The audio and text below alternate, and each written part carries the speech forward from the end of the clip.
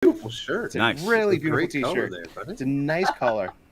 Very nice. Show it off. He's been working out. He's got some pecs instead of man boobs. Fucking, yeah. 16-ounce curls. Dude. Very, very, very nice. Welcome back to the Comics Aficionados, live here on Thinking Critical YouTube. We've had an interesting week. We've had a trailer drop from the Marvels. We saw the sales numbers for DC Comics, not exactly great. New information on Night Terrors, and we'll get to all that stuff and much, much more. Going to have a great time with you.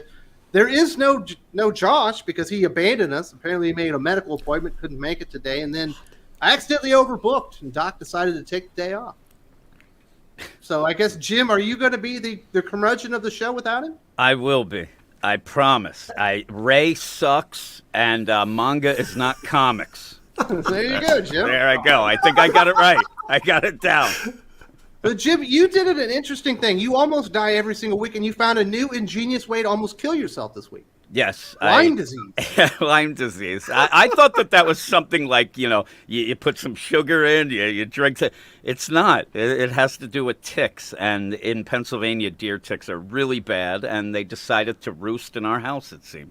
So there you go. That's what happens when you take a dog out walking where we tell them not to without any sort of flea and tick protection. So it's never my fault that I end up almost dying. It's everybody else in this world is against me. You said about your wife behind her back. Well, that is true. I admit that that's my fault. I'll give you that. She didn't hit you this week, did she? No, Maybe? She didn't hit on me either, though. So it's, nice. Back and forth. Just leaving you alone? Yeah, really. That's what I should do, but I never learned my lesson. And do not fear, people. If you're missing Doc already, we already recorded our videos for the week, so we'll be talking about the Uncanny Spider-Man. You'll get the entire Doc feelings about that, as well as reviewing Captain America Cold War Alpha #1, which nice. I do not recommend, but you should definitely watch the video just to see how hideous that comic book is. Also, returning to the channel, we got Carrie from Nerdy Girl Creates. How you doing, Carrie? I'm good. How are you guys doing? I'm looking forward to talking about the Marvels trailer. That's gonna you ready for the Marvels? No. That movie was made for you. No. It's been an exciting week on Twitter, though, regarding it. Was it? I don't really get on Twitter much. Were people upset about it, or were they happy? Well, Rolling Stone wrote an article, and they were saying that the reason it had so many down votes was because men hate women. And I was like, you're darn right. Woman here, I thought it was blah, too. I was just preceded by all the Bree stands. The only guy I know that's married that hates women is Jib. Yep. No, I like most women. Oh. Oh, very nice. See, I'm just trying. I want to have it at one point. We just get interrupted with gunshots or something. Take a rolling pin to the back of the head. Yeah. A little thumperooski. Exactly. So what's going on on the channel, Carrie? You still doing the manga stuff? What's going on there? Oh, I am. And Otaku Tuesdays every Tuesday night, our live stream where we all get together and we talk about like anime and manga news. It's been a lot of fun.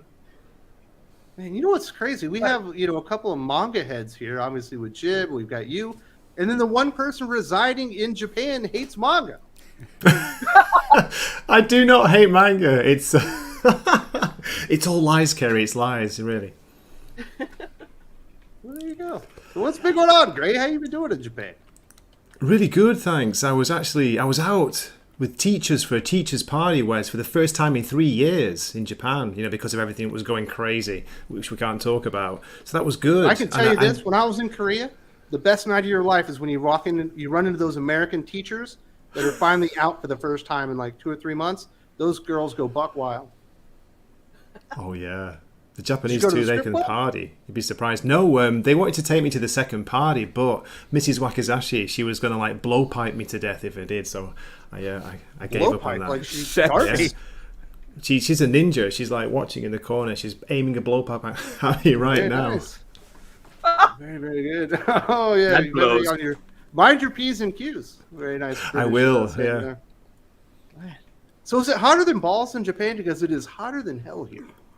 It's been weird, Wes. It's been up and down, and we've had some crazy, atmospheric pressure. People getting headaches, people having crazy allergies and stuff. I don't know what's going on. Just blame China. Been sick here for 3 months. Really? I blame China. Yes. I've Did got you my have an third earthquake ear as well? infection. What's that? Philippines. Did you have an earthquake in the Philippines? We've I saw in had the several chat. earthquakes. I definitely felt one very close about 3 weeks ago, and apparently we had one last night as well, which I did feel, but I didn't. Maybe that was an earthquake. I wasn't really sure. Okay. I'm glad The you guys best are great to be. earthquakes I ever felt were in Alaska, though. We used to get them a lot there. I believe 40% of all earthquakes like on the Earth happen in Alaska. I did not know that until I moved there. Yeah, wow. It's something they ever do. Who else do we got? We got Eric, the Reverend Sully himself, the Sultan of Soup. How you doing, Eric? The Sultan of Soup is back. Thank you so very much for having me on, Wes. Are they allowing you to grow your beard back? A little bit, yeah, exactly. And it's the playoffs. The Bruins, the Boston Bruins of NHL ice hockey, professional ice hockey, are the #1 team. And we have home ice advantage the entire playoffs. I'm growing a playoff beard. And so you don't look like powder anymore. Thank you very much for noticing. I appreciate that. Are you going to wear the net thing around your beard? I don't we negotiated a settlement. Let's keep it like that. And everybody out there, check this out. Look, I got my own Comics Aficionados t-shirt. Look at this. Beautiful. Very nice. You can get your own. Absolutely. We've got Skip waiting in the background. Apparently he stepped out and he's very excited about the playoffs as well. But I do have something I need to mention first. Let's talk about Destiny Aurora. Ooh. Immerse yourself in the wildly successful Destiny Aurora universe. The release of the audiobook and beautifully illustrated graphic novel marks the newest additions to the franchise. Follow the thrilling adventures of the starship Destiny Aurora and its crew. The truth behind the assassination of Lieutenant Jace Carver's senatorial wife will twist his life forever. Now exclusively on Kickstarter. To be notified when the campaign launches, click on the link in the video description, and we will be talking about this campaign very much more in the days ahead because it will be kicking off very soon. So thank you very much to Frank Zanka and the guys at Destiny Aurora for supporting the channel. And like I said, there's a link in the video description if you want to be notified when the campaign kicks off. I've been listening to a lot of audio dramas lately. Am I the only one doing that? No, I love Audible. Audible. I'm checking out the Witcher stories for the first time. They're pretty darn good. I got the Audible year-long package or whatever where you get certain books or whatever. And there's this British actor. I don't remember his name, but he actually narrated the entire Sherlock Holmes series. Oh, it's like 53 hours. That must be nothing with Sherlock Holmes. Stephen Fry. Stephen Fry exactly has a great voice. Man, like the Ice and Fire books, they're all narrated by the character actor Roy Dotrice, this wonderful British character actor. He was in all of this old 70s and 80s sci-fi, and he's passed away now, so he won't be able to read the next book when it gets released. It'll never come out. It's already done. It's not done. Yeah, right. That was April Fool's, Eric. Yeah, I got a theory. It could be bunnies. What's your theory on George R.R. Martin? He's been done. Because no editor in their right mind after Me Too in 2015 would greenlight a book with that much victimization of women and of marginalized communities. I mean, it would be There's a lot of guys getting victimized in that book as well. Yeah, exactly. Oh, yeah. But I mean, I believe it's been done, and it's going to be released posthumously when no one can tinker with it. And that's that. I mean, he said if he doesn't finish this before he's dead, it's never no one will ever finish it. He looks like he's in great shape, though. Oh yeah, he got at least 20 years left. That's just my theory. I didn't read it anywhere. I thank you for letting me state my theory, and he's been done. He's sitting on it. You got the next book, Dark Admiral March Hare. It's the last few seasons of Game of Thrones. Right? My goodness. Who else we got? We got Skip. You finally showed up and decided to join us. How you doing, Skip? I was here before the show started, before y'all went live. You giving me a hard time because you was wrong about my Kings and that we made it into So now you back in geek mode, or are you in Kings mode? Can't I be in both? I'm in geek mode and I'm in Kings mode, baby. Come on. So you would have rather play the Golden State Warriors, the defending champions in the opening round. They've won 3 titles. They have their championship core back together and healthy again, rather than the Clippers. Yeah, because I ain't no bitch. You want to be the best, you got to beat the best. So yeah, I want the best. Yeah, but don't you want to win? At least who said we can't win? We got the better record. We got the most historical offense in the history of the world. And everybody, defense wins championships. Last time I checked, the most points on the board wins the game. Come on, man. Let's go. I'm gonna get you a Kings jersey, Wes. It's in the mail. As long as it's the Kansas City Kings, I'm good with it. Oh Lord. Los Okay, Angeles. you know what? We'll split the Split the difference. score, It can be Kansas City Kings. All right. I'm gonna keep it peaceful today. Positive squad. No Doc today. Positive squad today. So the opening game is today, right? That is correct, sir. Man, you got a chance to make an impact. And you are covering it all still? Or are you still doing all the Sacktown beatdown? SmackDown? What was it? Sacktown SmackDown. I like that. It's a Sacktown breakdown. Yeah, we are starting back up tonight, so we will be covering it. So stay tuned. We'll light the beam. Oh, I got something before we get off. Don't let me forget. Before we go, I got something for everybody. What's up, chat? How y'all doing? Man, I'm about to have to jump out of here and put my dog in her cage if she will not shut up. Oh my goodness. There's a big, enormous party going down at the end of the road. It's not her fault. Mm-hmm. These people are all drunk, leaving the party, and they're causing her distress. And she's doing her job, alerting you to their presence. Good dog. Exactly. Good dog. Maybe. Good dog. Blade says, so would anger Doc ASMR start with saying Dan Slott, then make chewy noise, and then say X-Men Krakoa, then reference numerous enemies and storylines? Yeah, that's a good way to get Doc going. Doc is the easiest person in the world to antagonize and get on the roll. You've only got to set him like it's a softball, and he always swings. Triggered by words. Yeah, he actually can't help himself. The best is he knows that you're doing that, and he'll still react. Yeah, right. That's the best. That's what makes him Doc. Kennedy video. I was like, Yeah. I know what Kathleen Kennedy's doing, but I have to react to it because it's done so well. Yep. Man, beautiful stuff. Justin Adams. I don't know the one and outs of DC like y'all, but as good as Batman and Superman World's Finest has been, World's Finest Teen Titans has me stoked. Yeah.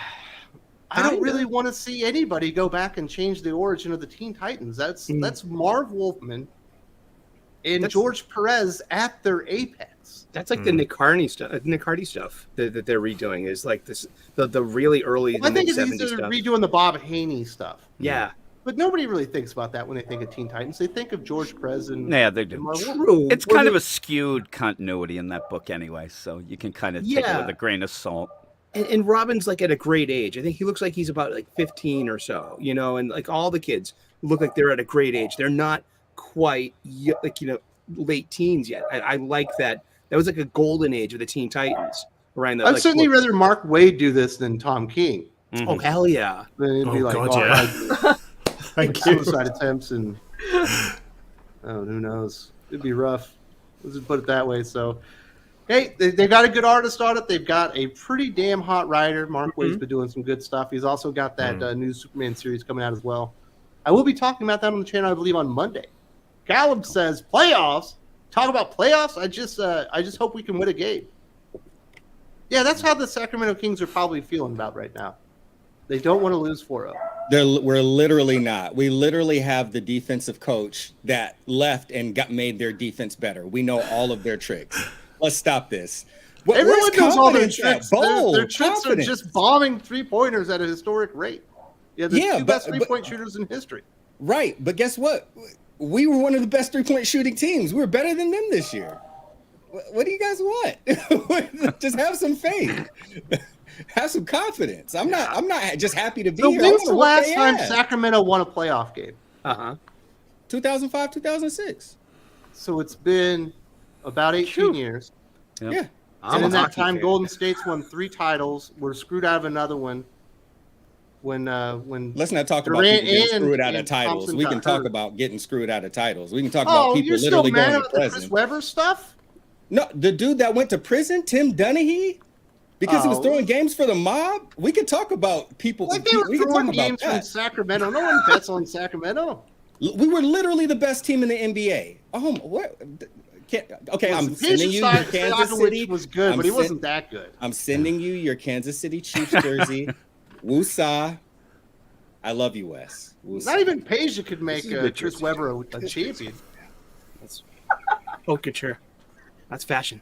Is the spirit of Doc crept inside of Wesley this I'm an morning? antagonist. It's what I do. Callum also says, you know what's nice? Doc isn't here since he proved last week he's the lost cause. Oh my gosh! He thinks he's an authority, but in small binding. Pass it on. Doc isn't here because I accidentally overbooked the show.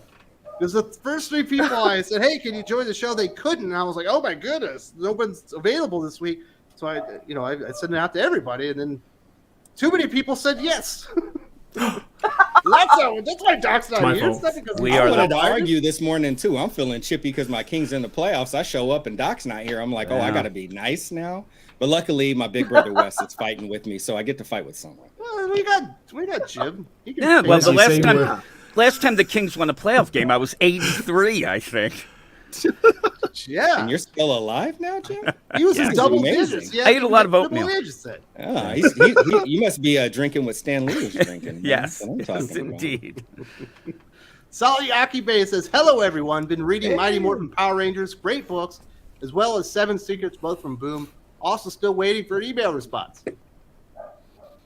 That's cool. Yeah, that happens, buddy. There's a lot of people waiting on email responses, if I'm being honest. I'm not the most proactive person on that one, but those Mighty Morphin Power Rangers books are absolutely great, and I hope you enjoyed the TMNT crossover that was illustrated by Dan Moore, written by Ryan Parrott. That was absolutely amazing stuff. Sally's Akibe says the Warriors will win in 6. So he's saying Sacramento's got a chance. That's nice. Sally, you know what? I'm gonna let you. I'm just gonna let you have that one. I got to pick my battles this morning, and who I'm not gonna fight with today is Chat. I'll fight with everybody today except for Carrie and Chat. Then my dog's already fighting with people. I'm gonna have to talk to her. She got the best hair on the panel right now. Hey. I can't fight with the best hair on the panel. You have no idea. Jim has like beautiful, like silky blonde hair. Do. You have no idea. Down to my waist. Really? Wow. Fabio-esque, I'll tell you. I'll believe it when I see it. You'll see it eventually. Come on, he doesn't want to distract from the stream. That's what He's a happened. bloody novel cover model. It's in my contract. I'm not allowed to show myself on other things to distract people, like Carrie said. Remember when George became a hand model and he was doing everything he could Oh, to protect his hands? Oh man, I miss Seinfeld. We'll never get good shit like that again. Hey, we got Curb, man. Curb Your Enthusiasm. Come on. We got Is it South still Park. going? South Park's still going. It's always going until Larry's dead, and he's like Jim. He'll never die. Yep. Absolutely. Bade to Bade says, I got a question. I asked Wacky, what do you think Marvel creators need to do to fix this run ASAP? Zeb Wells destroyed all goodwill with Nick Spencer's run in less than 2 years. I'm assuming he's talking about Wakizashi and ASM. What needs to happen? Gary? How can they fix this problem, Wes? And what is going on? Is it coming from Zeb Wells or is it coming from higher up? Is it the Marvel editors? Is it the Marvel bosses that are decided to kind of deconstruct Peter Parker, break him down? I don't know. I don't think you can fix it. Yeah, I think they might have just screwed up the entire thing. There was so much. People were so excited with Spencer's way of doing it.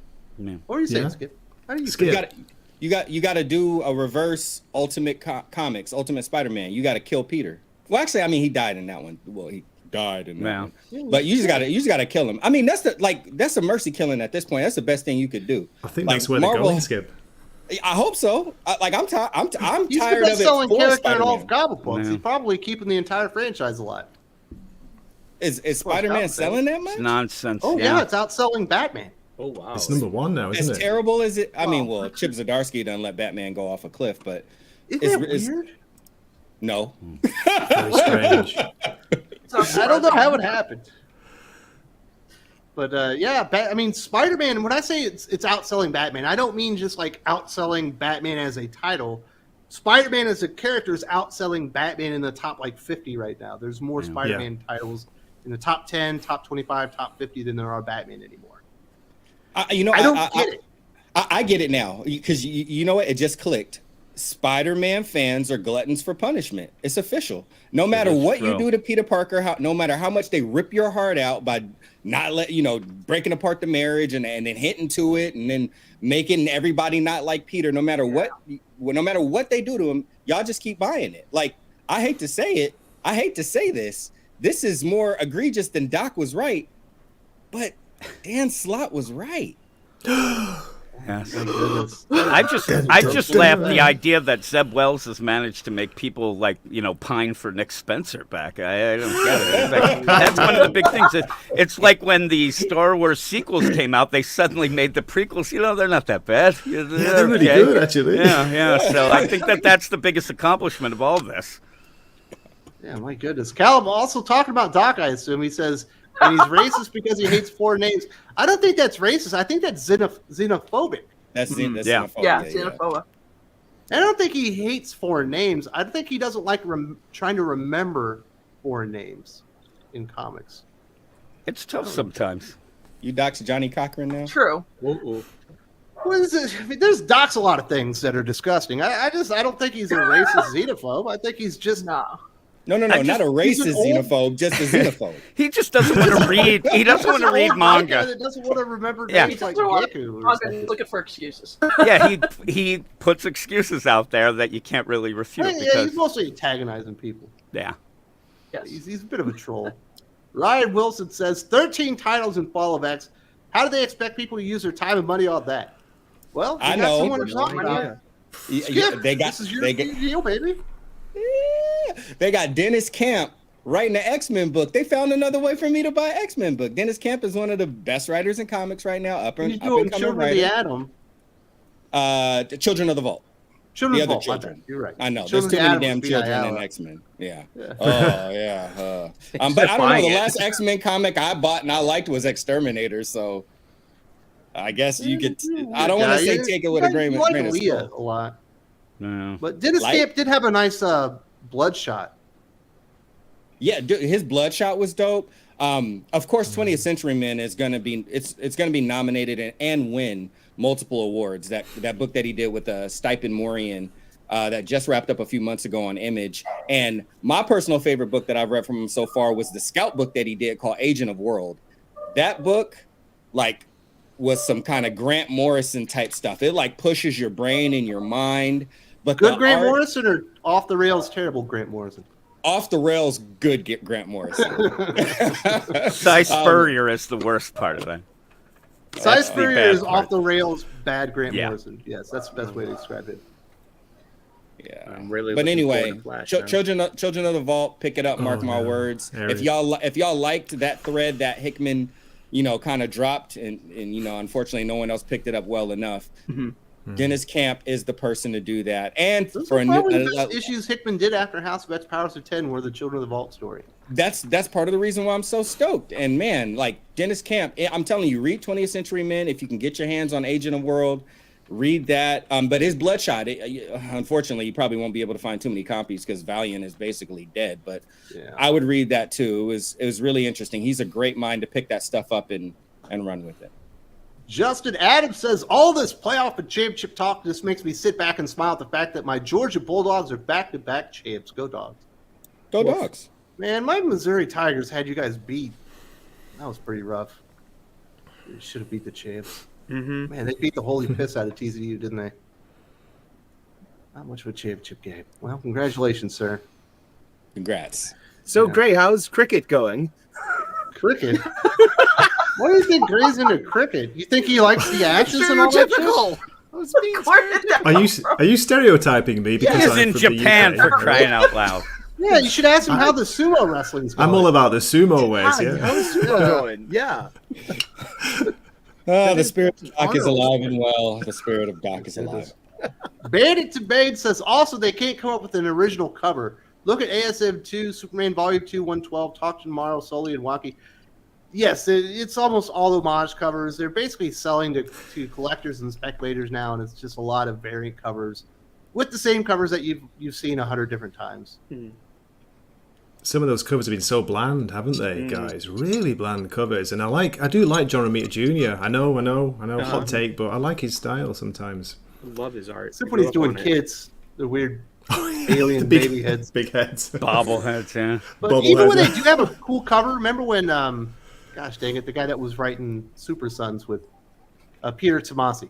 Mm-hmm. Patrick Gleason, he had that webhead cover for Spider-Man, and And 3 weeks later, they had 3 different variants of that webhead cover. It's like, you just made this cover.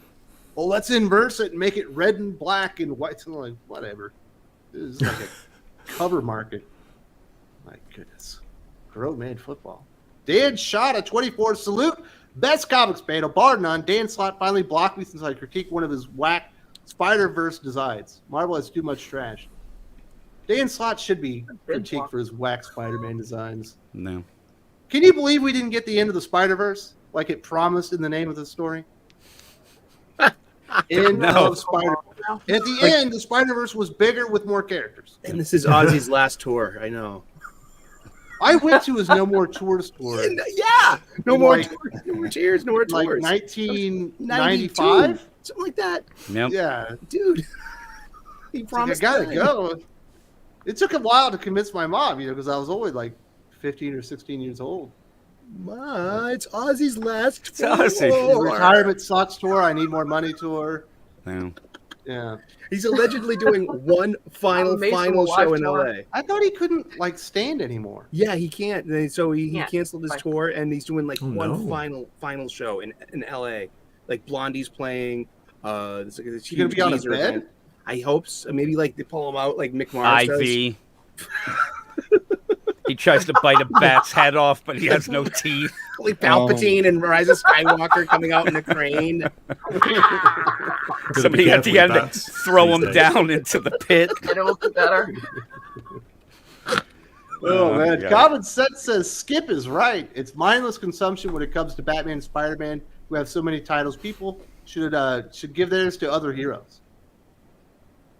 Or indies. Mm. There are heroes on the indie scene. Or manga. Yeah, that's true. Definitely or should be manga. reading Rogue Sun if you want some heroes that aren't Marvel or DC. Rogue Sun's amazing. Yeah, it is. Yes, it is. And I like Erratic quite a bit, although they only do like 3 and 4 issue miniseries. So there's some Yeah, good stuff Erratic. out there. Okay.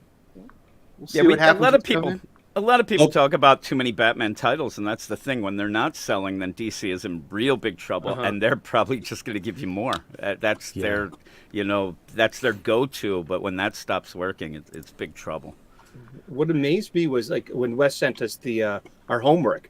It was nice enough to send us links to our subjects for the day's show, and it's at comicbookrevolution.com, and it's the breakdown of the top 100. And I never stopped to really count. Like, what are there? Like 14 different Star Wars titles that Marvel's publishing, In a and month, yeah. something like that. And it's just like, Yeah. wow! I never knew it was that many. Yeah. That's like that's a lot. Way too many, Seriously. isn't And it? then looking at the list of Batman, the list of Spider-Man titles too. There has to be at least 15 Spider-Man titles at Yeah, one about time. 30 Batman titles. That's And that's that tracks. That's what they do. Now we'll be getting into it probably as we go. But the thing that got me and all that is, you end up having DC starting, a new thing, the dawn of DC. But yet, if you look, Marvel has 17 more number ones, and that's what's going to kill DC. This dribs and drabs of their dawn of DC releases. There's no hype. Yeah, I've got some other thoughts on that, but we'll get to that. Yeah. Justin says, Wes, that's grown man football. Man, that's going to be the downfall of Sacramento, isn't it? It's going to be grown man basketball finally blows up in their face. They finally meet a team full of champions. That's what it's going to be, Skip. Grown man basketball, Golden State Warriors. Who would have thought? We got Leandro Barbosa on our coaching staff. We got Harrison Barnes, who got a ring with him. We got Mike Brown, who they literally gave him a ring when the season started. I don't want to hear it. They got to beat us. We got home court advantage. Unless they win today, then you don't. Then they have it. Okay, so we have the best road record in the West. They have the worst. But they have the best fourth worst home in the record NBA. West. Yeah, I think they lost 7 they games do. at home the entire season. They do, and we score more points than them. And their defense is only 1 point percentage better than ours. Yeah, but they haven't had Wiggins the entire season. They did. He was only gone for like some months. Because we played them 3 times in the first like 2 months of the season. Yeah, but he hasn't played in like 4 months. He didn't play the second half. Good. That's why we're gonna whoop his ass. Man, he's gonna knock the He's shit coming out off the of bench. Ain't nobody scared of the Warriors. You could be scared of the Warriors, Wes. Ain't nobody scared of the Warriors. John Tall says everyone needs to check out Codename Ric Flair. It's the most fun comic I've read as a wrestling fan and as a comic fan, worth every penny. Nice. Man, I guess it was a year of wrestling comic books last year. We had Crimson Cage, then we had the Phil Do a power bomb. Do a power bomb baby. from Danny Ward Johnson. And We had an issue of Flash. Flash that was Yeah. all wrestling, and now That was we've got fun. Codename Ric Flair. Is that like 007, but you take the persona of the Nature Boy going, woo, styling, profiling? I got I'll something check for it out. y'all. Hold on. Exploding Pretty. Did anyone read Chroma from Image Comics? It concluded this week. I thoroughly enjoyed it. No. No, Yeah, it was pretty good. 100%, No, I read it. It was pretty good. Did you thoroughly enjoy it? I enjoyed it. I don't know thoroughly. Are you calling That- Exploding Pretty a liar? No, Exploding Prinny is right on. It was very enjoyable, and it's one of those things, it's, a comic that is different from a lot of other things, so you can enjoy it. There you go. Everybody likes something. What Except makes Doc. it different? Except Doc. What He makes likes it Wildstorm. What makes it different, Jim? What makes it different? I don't know. You say I gotta think of that. You're putting me on the You spot. made a statement. Oh, It's not Batman or Spider-Man. There you go. there you go. I'm Who are you still with trying to there, look up Skip? Codename Ric Flair. I was trying to see if I could grab a hold of it. So Daniel Warren Danny Johnson. Warren Johnson? Yeah, baby. Mr. Mr. Signing doing Powerbomb. himself. Powerbomb?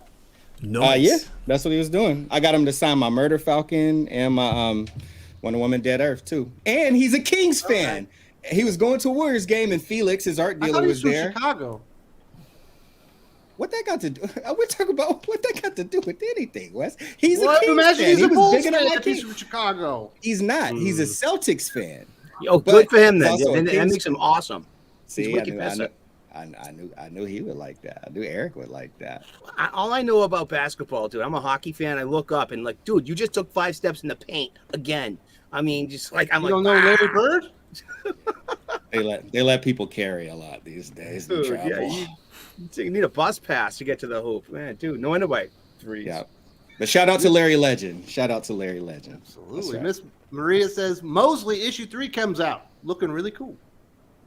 I've heard good things. I'm interested. A retelling of the story of Moses, right? Like, I'm interested.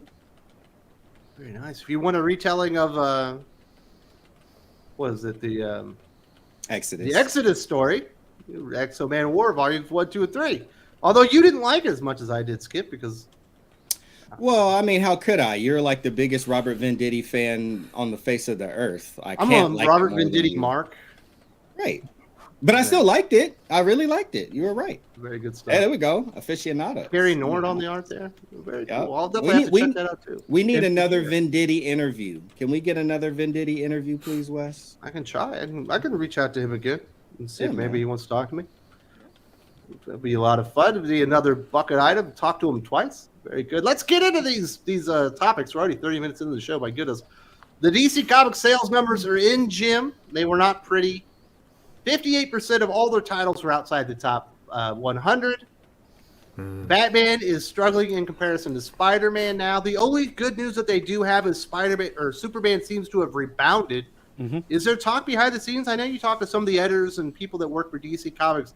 Are they starting to get nervous, or do they know this was happening? Now, the things that I hear, I think some of the people are getting nervous. They are getting nervous with these sales numbers. And it's weird because I talked to editors and a couple of writers, and the writers seem more concerned that, like, they shouldn't really be as concerned as, say, editors or the higher-ups, but the writers are very concerned because a lot of them, this is their deal. If things fall through, they're screwed. But there definitely talks, and the things like, all these Mark Waid books hitting, this is them desperately trying to get something that people will buy. And even Now then, that they know with the McFarlane and the Silvestri stuff, they're going to Mark Waid. exactly, yeah. And I ended up hearing that one of the things, and me and you have talked about it, Wes, and I hope that it happens, that Mark Waid stuff might be the start of more of a let's go back to some former things. Let's go like a Peter David stuff and things like that at Marvel. They actually, they recognize that that's a kind of a hit at Marvel, and they're going to try to do that. But like you said, the weird part of it is Mark Waid going back to Teen Titans, he is changing some things, and it is one of those, people are excited that Mark Waid's doing that book, but there are other people who are like, why change it? Why not go back and, do little side stories that may have taken place back then and kind of, keep going like that. But that's kind of the play. The bad thing is that DC themselves, they can't seem to get anybody to come back and write things because they burn bridges, and a lot of the people just don't want to be involved. And that's where the things are scary. So the other little tidbit is that they may end up getting newer writers to go, and that I think that'll be a disaster. Like going like, hey, I'm going to have this guy go back and do some Robin stuff, or people want the originals if they're going to do that. But they are freaking out. Those numbers are terrible. And DC, they like to paint that picture that things are going great. And so when these numbers are brought up, they try to shuffle things around like a lot of the sites do. They try to spin it. There's no spinning it. It's really bad. And I had some people talking to me about the idea, Batman's still number 2. That doesn't work for DC. That's their thing. Batman has to be number 1. That's what they hang everything on, and that dropping even to number 2 is. Remember when Immortal Hulk even outsold Batman? People were going nuts, and DC when they don't react, they react to Batman is what they do, and those sales going down is really hitting them. But they'll just give you more. Even worse. Yeah. And Detective Comics is a weird deal. It goes up and down a lot, but I kind of warned you, Wes, that when you get Ram V, people love Ram V, and he's a great writer, but he meanders a bit, and I think at points people stop buying it monthly and just decide to go trade with him, and that's going to affect those initial sales numbers as well. Skip, are you going to let him talk about Ram V like that? Here we Absolutely not, sir. Absolutely not. Ram V doesn't meander. He meanders. Well, he builds up. He builds up. Scott Snyder meanders. James Tynion meanders. And what I love. Rambles. Oh, ambles. Ambles, rambles, and scrambles, I think is what Ram V's doing. Yeah, because it's cooking. Exactly. It's cooking. He does build things up, but, he forgets a lot of things as he's building and then just adds more stuff. I think he gets bored of things, but, he wants to remind us how smart he is. He is. He's a smart guy. Oh, my God. He's a smart fella. Who's your favorite writer? I heard you talk about Ron V a lot, but I never find out who you like. Who's your favorite writer? My favorite writer, I do like Jeff Johns a lot, but not as much recently. But I do think that he's really good. I used to like Tom Taylor. He's lost me. But I think Daniel Warren Johnson I really do enjoy. I like, Mark Waid, I do like a lot better now. And Mark Miller, I think, is the best writer in comics right now. So now I get it. You like boom boom writers. You like people that get in and boom boom. I go boom boom, you go pow, and then we meet together. Jim is not a 1 hour man. He's a 5-minute man. If you can't get to the point. Well, here's the thing. I even talk about it. I have a horrible attention deficit disorder, and Ram V just doesn't work with me in my brain. It's not for somebody who has those issues, right? That's the deal. He's boring, is what I'm saying. And Mark Miller is definitely the best writer in comics today. Probably second to Daniel Warren Johnson. He's on fire at the moment. He's having like a second coming, isn't he?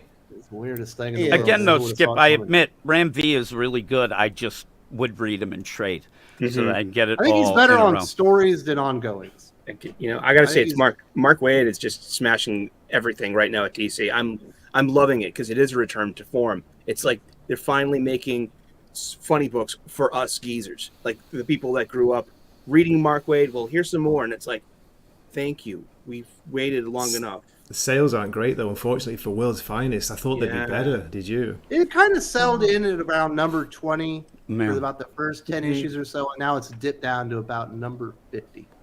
But I'm really looking forward to his Shazam. I mean, that's gonna. He's got some stuff. I'm looking forward to that. Yeah.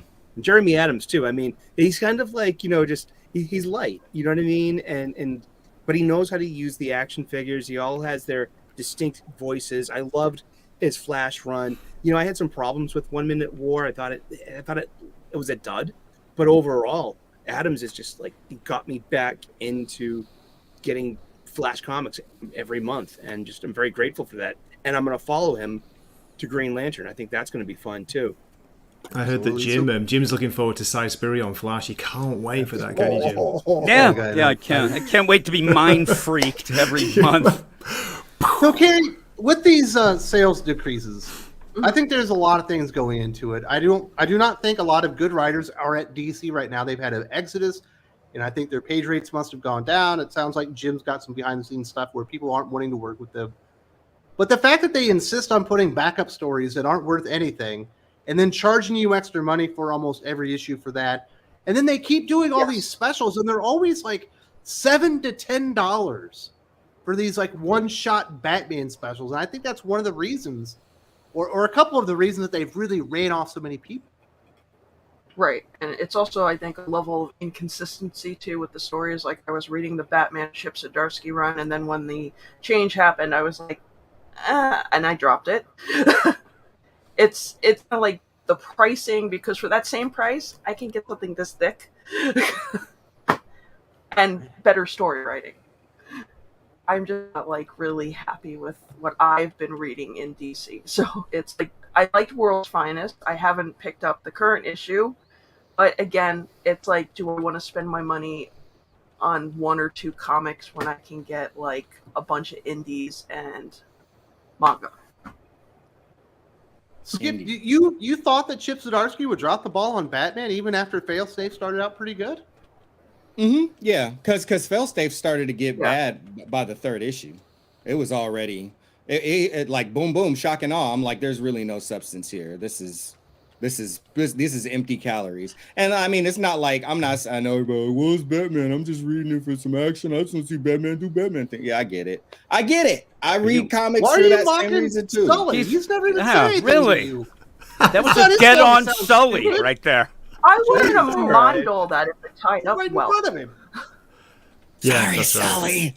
Sorry about that. But back to what I was You could at least saying. be hiding McDonald and do it behind his back. I could, but I mean, he's got such a beautiful face. I wanted to just deliver it to the beauty of the visage. Oh, you're so sweet. I try. I'm a Kings fan, you know. I'm loyal. But anyway, like my main point is that once I saw that that's all it was, and then all of the Grant Morrison stuff he pulled up, he was just for him to not really do much with, and it was just kind of like he just cheapened it all. I was already like, get me out of here. Stuff was really dumb. It was stupid. No point. And then Batman turned into Dominic Toretto. You know what I mean? And it was all about family because he's coming off the moon. You know what I mean? Like, I was just. I like that one. And he crash lands, you know, and the wings go out, and I'm like, bruh, someone get Chip Zdarsky off Batman. Oh, I know I said I wanted this, but I didn't know what I want. I didn't know this is what I was gonna get. I was done. Skip, we got a sidebar here. Ken Liston says, "Thank you for mentioning the Sacramento Comic-Con a few weeks back. I had no idea about it. Met the legendary Frank Cho and Pat Broderick. Thank you." Yo, Rooks, you got it, Ken. You got it. Hey, yo, check this. I got to show y'all something. On that note, because Ken reminded me, I got a Frank Cho story for y'all real quick, and I'll make it real quick. Just give me 1 second. Is it dirty? Maybe. I don't know. Dirty or is it dirty? Skip, you screamed. You screamed. Like what in the world? I was not prepared for that. Okay. Okay, so check. I can't. Weird stuff like this always happens when I meet creators. I went up to him and I just asked him for the rates. He told me what the rates were, and it was just $5 to sign something. So I got some prints, and then when he told me the amount, I was like, "Oh, okay, cool." And then I told him I'd give him $15 more, and he was like, "Well, but this is the price. Though the price is cheaper." And I was like, I get that, but I appreciate what you do. There was a time where comics were taking themselves way too seriously, and you kept them light and fun with all of your, all of your outrage covers. I really appreciate that. I just want to show some extra appreciation.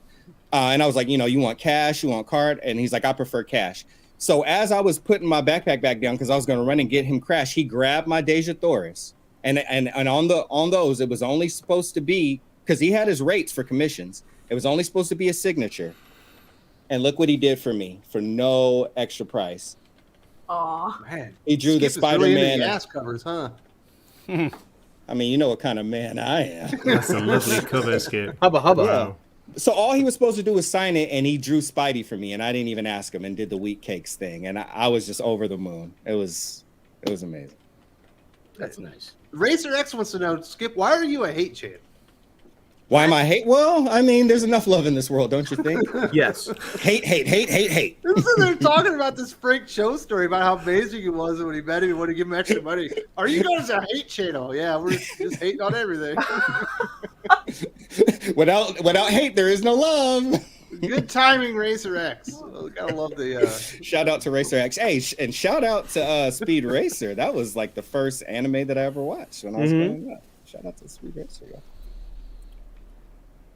Wes is frozen. I'll take over the show. I like Speed Racer too. I don't know why it keeps happening. We don't have bad weather, but the internet keeps going out, fellas.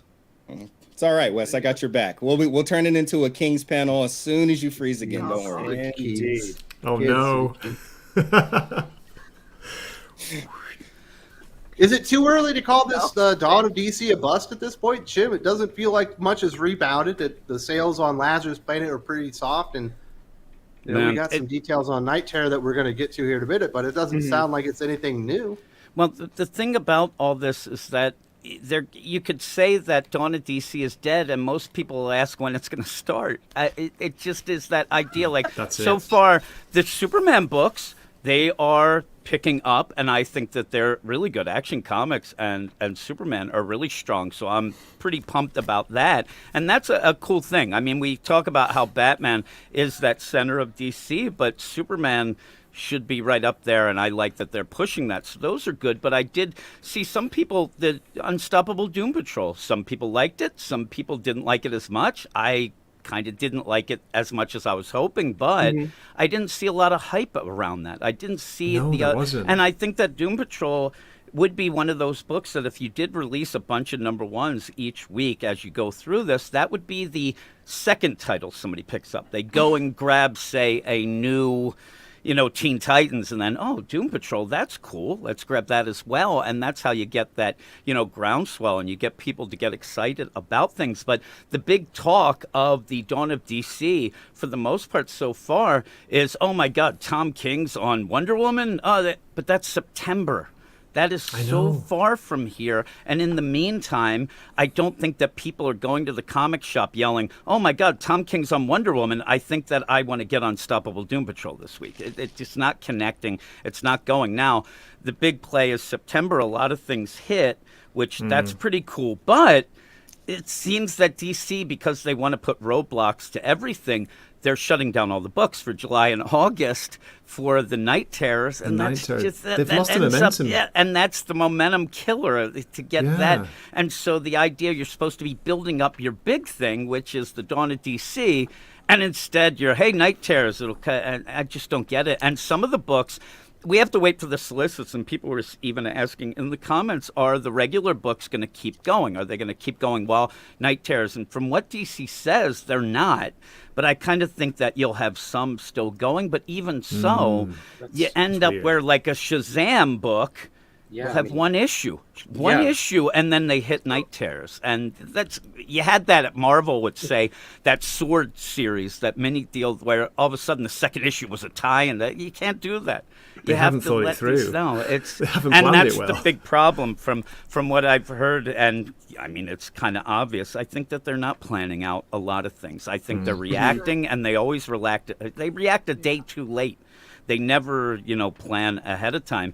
Just something like this Night Terrors, like back in the day, you could have had a cool thing where for the last 6-7 months, all of a sudden characters just pass out and have oh my God. And then we find out, oh my God, this was setting up this big thing, but it's just going to hit. And it just seems like, Joshua Williamson, he likes horror stuff. So, hey, can I write a horror thing? Yeah, whatever. We'll shut everything down. But hopefully hopefully, as a side spin before Wes gets back, the idea that they are shutting it down. They did stuff like this with Convergence, where they were moving the offices, so they had a reason.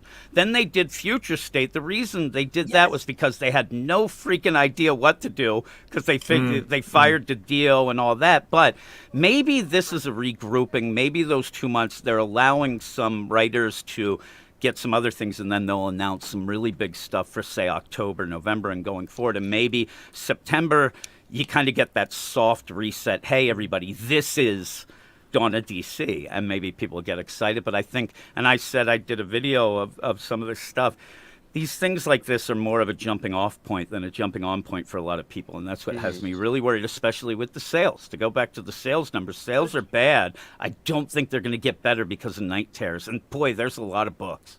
There's a lot of books coming out for that. And it seems insane. Jim didn't even take a breath, y'all. That was no. Yeah, no, I was like, that's Jim. I'm getting it out here.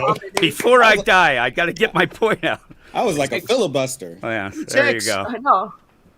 So I was going to ask you, Jim, do you think like a combination of like bad marketing and maybe focusing on the wrong stuff right now that's not coming out until September, focus on what's coming out now?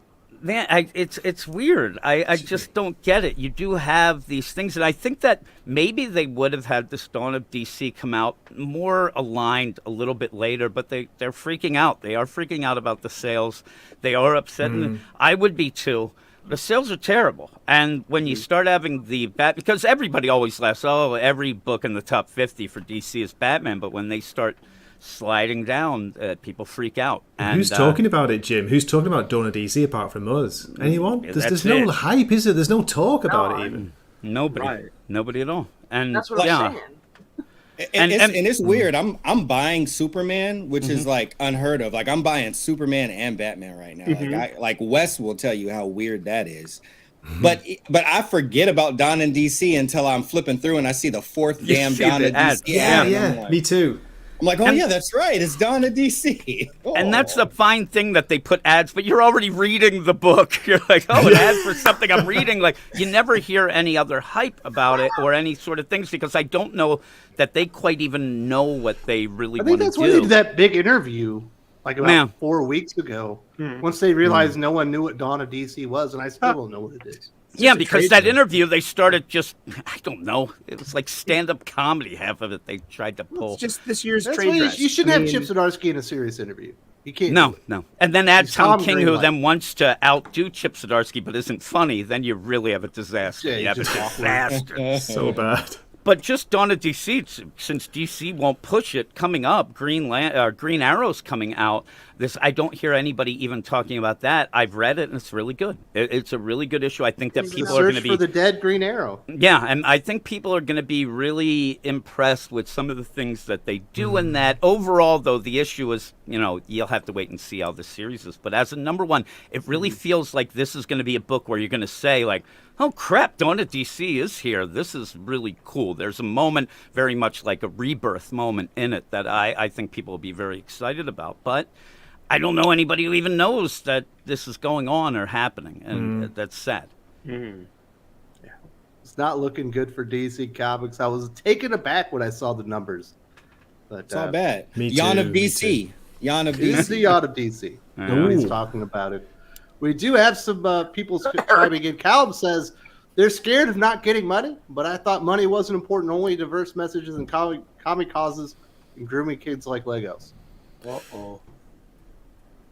I'm sure That's money's a important. mouthful. Eventually, you got to pay the bills. Yeah.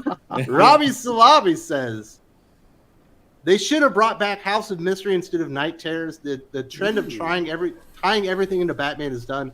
Props to Philip Kennedy, Johnson, Dan Jurgens, and Williamson for getting Supes back on the charts. Yeah, it looks like Action Comics is doing much better. It is, and I will tell you one thing: the idea that DC loves to put that Night with a K, so that they can. this isn't quite just a Batman event. It's going to be a bunch of other things, and even it's that clear that it's not, but they put the K in there. So I know. Think that it is. It drives me nuts. I sit there. How many times are they going to do that? When are they going to run out of that? But you end up where even the free comic book day story that will kick off the Night Terrors deal, it has Batman, but it's more of a Damian story to set things up. So it's not. I like Damian. I know a lot of people don't like him, but I'm optimistically, not so positive. But I want to like Night Terrors. I think that it's going to be one of those where the main book will be pretty good, and those all the tie-ins are going to mean nothing. It's like Lazarus Planet, that bullcrap. So here's my problem with Night Terrors. We probably won't get time to get into it in full anyway, Jim. Is we literally have Batman returning from a dream sequence to go to an alternate universe to be in a new dream sequence. Yep. We had the entire Justice League living in their dream scenario. We had Dark Knight's Metal with all these nightmare versions of Batman. We had Dark Knight's Death Metal with more nightmare versions of Batman. We had Year the Villain with nightmarish villains, and they were all given key things so they could beat the heroes. It's like it's not the greatest hits. It's like the latest hits, and we have read it. And even in some of the solicits, Barry, that guy can't catch a break. He's trapped everywhere, all over the place. He's trapped again. And then you even have in the one Superman deal where you're going to be on Nightly Planet being attacked by Super Reaper. I'm like, this sounds really, really bad. This sounds like something you would make when you're 6 years old and you're just, throwing things together. It seems really bad. But guys, you got to remember, they're spelling night with a K. That's it. It's a Batman event. You got to avoid the first issue. And it definitely didn't go unnoticed, to me at least, when they were doing all the descriptions for the issues with Night Terrors. Over half the description was the variant cover artist. Yeah. Oh, there's tons of variant covers. Yeah, those look really cool. If I was actually interested in buying any of this, that comic book that's not going to matter one bit, I would go for those variant covers. The really nice looking ones. You can tell that's what they were selling rather than the story. Yeah. The story wasn't very much, and it was a huge chunk of variant cover artists. And yes, they are going to be cool because too many Halloween variant covers are cool. To see horrific versions of your favorite heroes or villains. Mm-hmm. When you look at McFarlane Toys, like there's a reason they do so many nightmarish versions of Batman. It looks good. No doubt about that. Common Sense says, can't wait for April sales when Kenny beats Tom Taylor. So I imagine he's talking about Kenny Porter's Superboy. Yep. Was it Man of Tomorrow? Man of Tomorrow. Yeah. I guess he's thinking it's going to beat the the John Kent Superboy miniseries. There's a weird thing with that, and I don't know what's going on, but that title was available day and date on the app for free. Well, you pay for the app, but I don't know. It just felt weird. It's like they don't want it to do as well. They want people to read it, but that's a weird book anyway. It was that round robin winner, and then they kind of shoved it in, but it's pretty good. Very nice. He also says, did you see the preview of Tom King's Wonder Woman? Yeah, the art looks really good. I think it's Daniel Sampry, right? Mm-hmm. Yeah, it does look good. No surprise it looks good. Although it does look like Wonder Woman kills an entire squadron of law enforcement agents. Yeah. That always works out. Sounds like Tom. So is the tiara like Leona, where she puts her hand out and it just comes to her? It's a boomerang. It's a boomerang. Yeah, I don't see how it works. It looks like she's commanding it rather than pin particles. Pin particles, man. Pin particles. Magic of the gods. Yes, the art absolutely looks fantastic, but every single Tom King comic book looks fantastic. So for some reason, he only works with great art. I just want somebody good on Wonder Woman. Yep. Yeah. Have to check that one out. I think DC just wants hype. That's all they put him on for. That's it. Mr. DC Comics says DC's bad sales, in my opinion, are a result of only focusing on Batman, not making the other heroes important, and firing all the creative people who actually knew what to do with DC characters. Absolutely. They definitely diluted their main event in Batman. Then everything has to be associated with Batman. If you have an event, Batman has to be related to that. Yeah. And you end up just with so much Batman saturation that you can't have any time to focus on any other character. No. Although they are trying to work on Superman now. Yeah, and the saturation is bad, especially because, like, at the end there, some of the stuff has been real shit. It hasn't been good. So, if you have really great stuff, yeah, people will keep buying it, but eventually it does, drain out the deal. Well, yeah, just last year you had James Tynion doing the Joker series, right? And now it's Matthew Rosenberg. And now it's Stephanie Phillips, now Tinny Howard, I guess, on Harley Quinn. And now instead of James Tynion doing Punchline, it's actually Tinny Howard as well.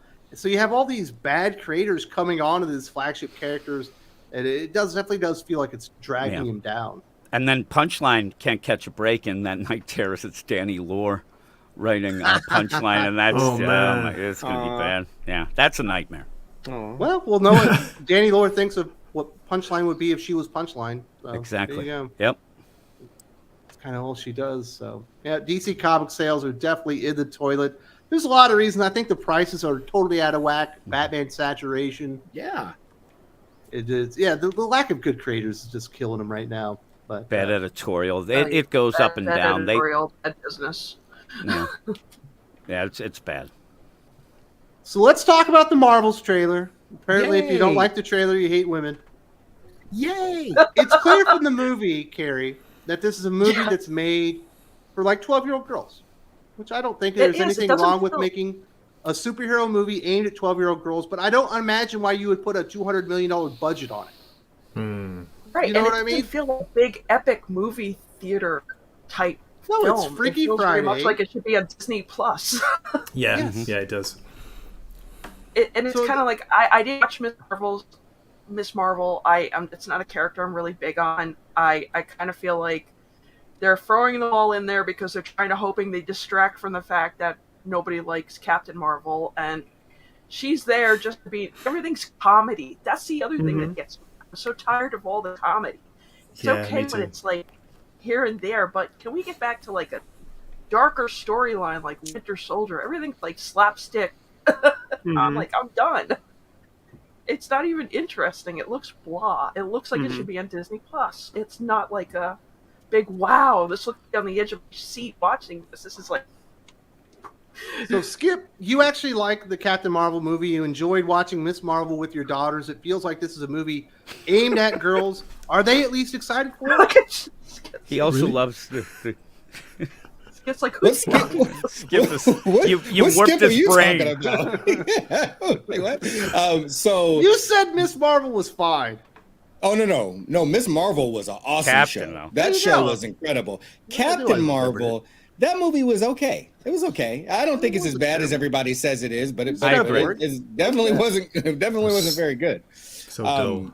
Yeah, very dull. Oh man, don't get me started on the third act and how anticlimactic it was, and the wooden acting and the terrible directing. Although, man, what was the lady that played her Maria Rambeau? She was awesome. She was really great. Yeah, I like yeah, she was dope. But yeah, the Miss Marvel show, it was fun. It was, I grew up watching like Lizzie McGuire and stuff. It was a show like that I can watch with my kids. Iman Vellani is very charismatic. I loved how much culture they infused into the show. It was really cool. Her parents were so endearing and funny, and all of that stuff kind of put me in. It was like a nice family show with some awesome music. And I get if you're not into it, no big deal. But it was not a bad show. It may not be your cup of tea. There was only one episode that it was a detour. I don't want to say they shouldn't have put it in there, but it was just too much attention to like something else. Now, I love me some Spectrum. I love me some Monica Rambeau. I really like the character from WandaVision, and Brie Larson from Sacramento. This is great for me. This is awesome for you. This is a Skip thing. Skip is in. What Made can for I you. say? Yes. It's made for me. Made for me, man. I'm going. Day one. Marvel. Awesome. Here's my money. Absolutely. That's what I said. It's a movie made for girls. You got a couple of daughters. You're going to take them to the movie. I just don't understand why you put a $200 million budget on a movie clearly aimed at 12-year-olds. Right. Because there's a lot of 12-year-olds, and 12-year-olds have access There to really aren't mommy that and many daddy's 12-year-olds money. when you look at the spectrum of stuff. They don't really have that much money. I thought is like the population of the Earth decreasing? All of a sudden, like, No, or that's did like people one jumping from little 11 to bitty 13? slice Wes? of What's people. happening? That's what? Huh? I don't understand. I need to see these numbers, sir. I don't know where you're getting your statistics from. I don't know. First you had bad warrior statistics. Now that 12-year-olds don't exist. I don't know. I never said 12-year-olds don't exist. You don't normally put a don't 200 know. million budget on a movie that's aimed at such a narrow demographic of people. I thought I heard you say 12-year-olds don't exist, Wes. Everybody I go back heard it. 15 seconds. Everybody go back 15 seconds. Jim heard it. Go back 15 Wes seconds. is the new Greta. He's there. He's just scaring everybody. Everybody's running dare scared now. Oh my goodness. What's just like what happened? I agree with Skip. I liked Miss Marvel. Me and my son, one of my sons, we watched that, and when this trailer hit, he was How all baked fired was up. he? Well, oh my goodness! He I won't wasn't even go 12 into 'cause they that. don't No, exist, he Wes. isn't 12, but He isn't he has. 12, he's 25. He's now. This is my 23-year-old. He's That was close. less mature than a 12-year-old girl. I'll tell you that. But he ended up getting hold of me because me and him like watched it together. We watched a watch party deal. So when this trailer hit, he was all fired up, and he actually legit messaged me last night. When are we going to watch this? When does it hit Disney Plus? And I ended up saying, well, once it gets out of the theater. And he wrote back, holy shit, that's a movie? Oh, well. That's what he wrote. And I was like, oh, my, this is a kid who he still wants to watch it. He still wants to see it. He loves Miss I Marvel. realize this is a made-for-TV movie. And when he saw that, he was like, holy moly. But I think that the big play here, well, besides Marvel not really reading the room, they have to come. There has to be something that comes out that is actually a serious, legitimate movie to kind of temper all this. They could get back to their Guardians of goofiness, the Galaxy but 3? no. Well, that's the thing. That's what everything chance. like. When I watch the Marvels, I actually the trailer. I'm like, they want to try to make this a Guardians movie, and the Guardians movie worked because the characters were so likable and they had that camaraderie and things like that. And I don't see why they're going that route with the Marvel stuff here, especially, I know that people don't like Brie Larson, whatever, but they even try to like lighten her up, but it seems obvious that they're trying to lighten her up, and it just seems Russell weird. Crowe seems like a jerk-off. I still like his movies. Yeah, I mean, that guy beats up he's like Charles Barkley. Anybody they Didn't he, see, like, they slam punch somebody right in the with the phone in the face. face? Right? Yeah, he just beats people up. Don't Christian get out Bale alive. will still end up liking these people, but it just is an odd play. Brie I don't mind Brie Larson at all, but I don't really love Brie Larson either. She's just kind of middle of the road deal. You're saying she's mid. Kind of, yeah. Kinda like I the hear she Sacramento has Kings? weird feet. People Right? acting like they're a big deal, but they're Prettiest really just actress from mid. the ankles up. Ankles up. Sully is What's wrong always. with her feet? The worst thing is Sully is positive about everything but Brie Larson's feet. That's what makes me You would wonder. be- Does she have chicken feet or something? She got feet- hooves. She got feet like LeBron James. There you go. Rich Like a feet. hangnail? That's Some what she people has. shouldn't wear open-toed shoes, and some people should be wearing open-toed shoes. Brie Larson is one of these people who should not. Yes. Socks just with got those big sandals, feet. ma'am. Socks with those sandals. Thank you. The ankles up. Remember that was a big Great deal view. like during like the 90s where you could do that? It's when Rex Ryan was in all his heyday. I think actually she looks good in these in the trailers. She has a look. She does this look like the big eyes and the like. Oh, Animated. this is Almost a smile. Not yeah. quite. And like, she's very photographic, I think, and she's, she's got a definite look. And I actually think the kid is the breakout star of this whole thing, Ms. Marvel, because she's very charming. I think I hope this succeeds, and I hope it succeeds for the kid's sake. Man, because Callum Lyle is going to rip you a new one come any bring it. moment now. Let's do it. Put Get him him, up, put Callum. him You got to up. let him say that crap first. Put him Josh up. said, what did Put he him say? He said, Wakanda Forever was the best movie he ever watched. Yep. Goodness. Who said that? Josh. Josh. Here he likes Ray, Our too. Josh? McDizzy Yes. himself. What? Yes. Oh, Fatal J, too. God. Jim said that he liked Ray as a character. Jim started the Ray fan club. Did you know? Yeah. You mean the George Lucas Ray that we never actually got to see, right? No, Ray. I meant Ray Lewis. And I got messed up. The That's a murderer. better Ray. I like the concept. I like the concept of the character. They just blew it from the get-go. I agree, Paul. Bad takes all around. Gray, can Thanks, you bring Paul. some sanity in here? Are you hoping that the Marvels blows up Oh. like Jim and Skip and Sully? I heard they brought in a miracle worker, during the reshoots, and he actually managed to give Brie Larson a bit of a happier personality. Oh wow, that really Well, is. I heard during the reshoots that they all hated each other because Brie Larson wasn't getting enough screen time. She thought Monica Rambeau was getting too much or something. She didn't even see the edit yet. How did she know? It wasn't even edited yet. Whereas you talk about the budget and how crazy it is. I'm talking about all the stuff that was behind the scenes where apparently they all hate each other. Yeah, I know. But how would Brie Larson even know how much screen time she's getting until she sees a cut of the movie? It's in her contract. I think she's seen the script. She's just in her trailer. They're not calling her. What am I going to get called? Yeah, it's not even Captain Marvel 2. It's not. They snatched that from her. It's only been delayed 5 times.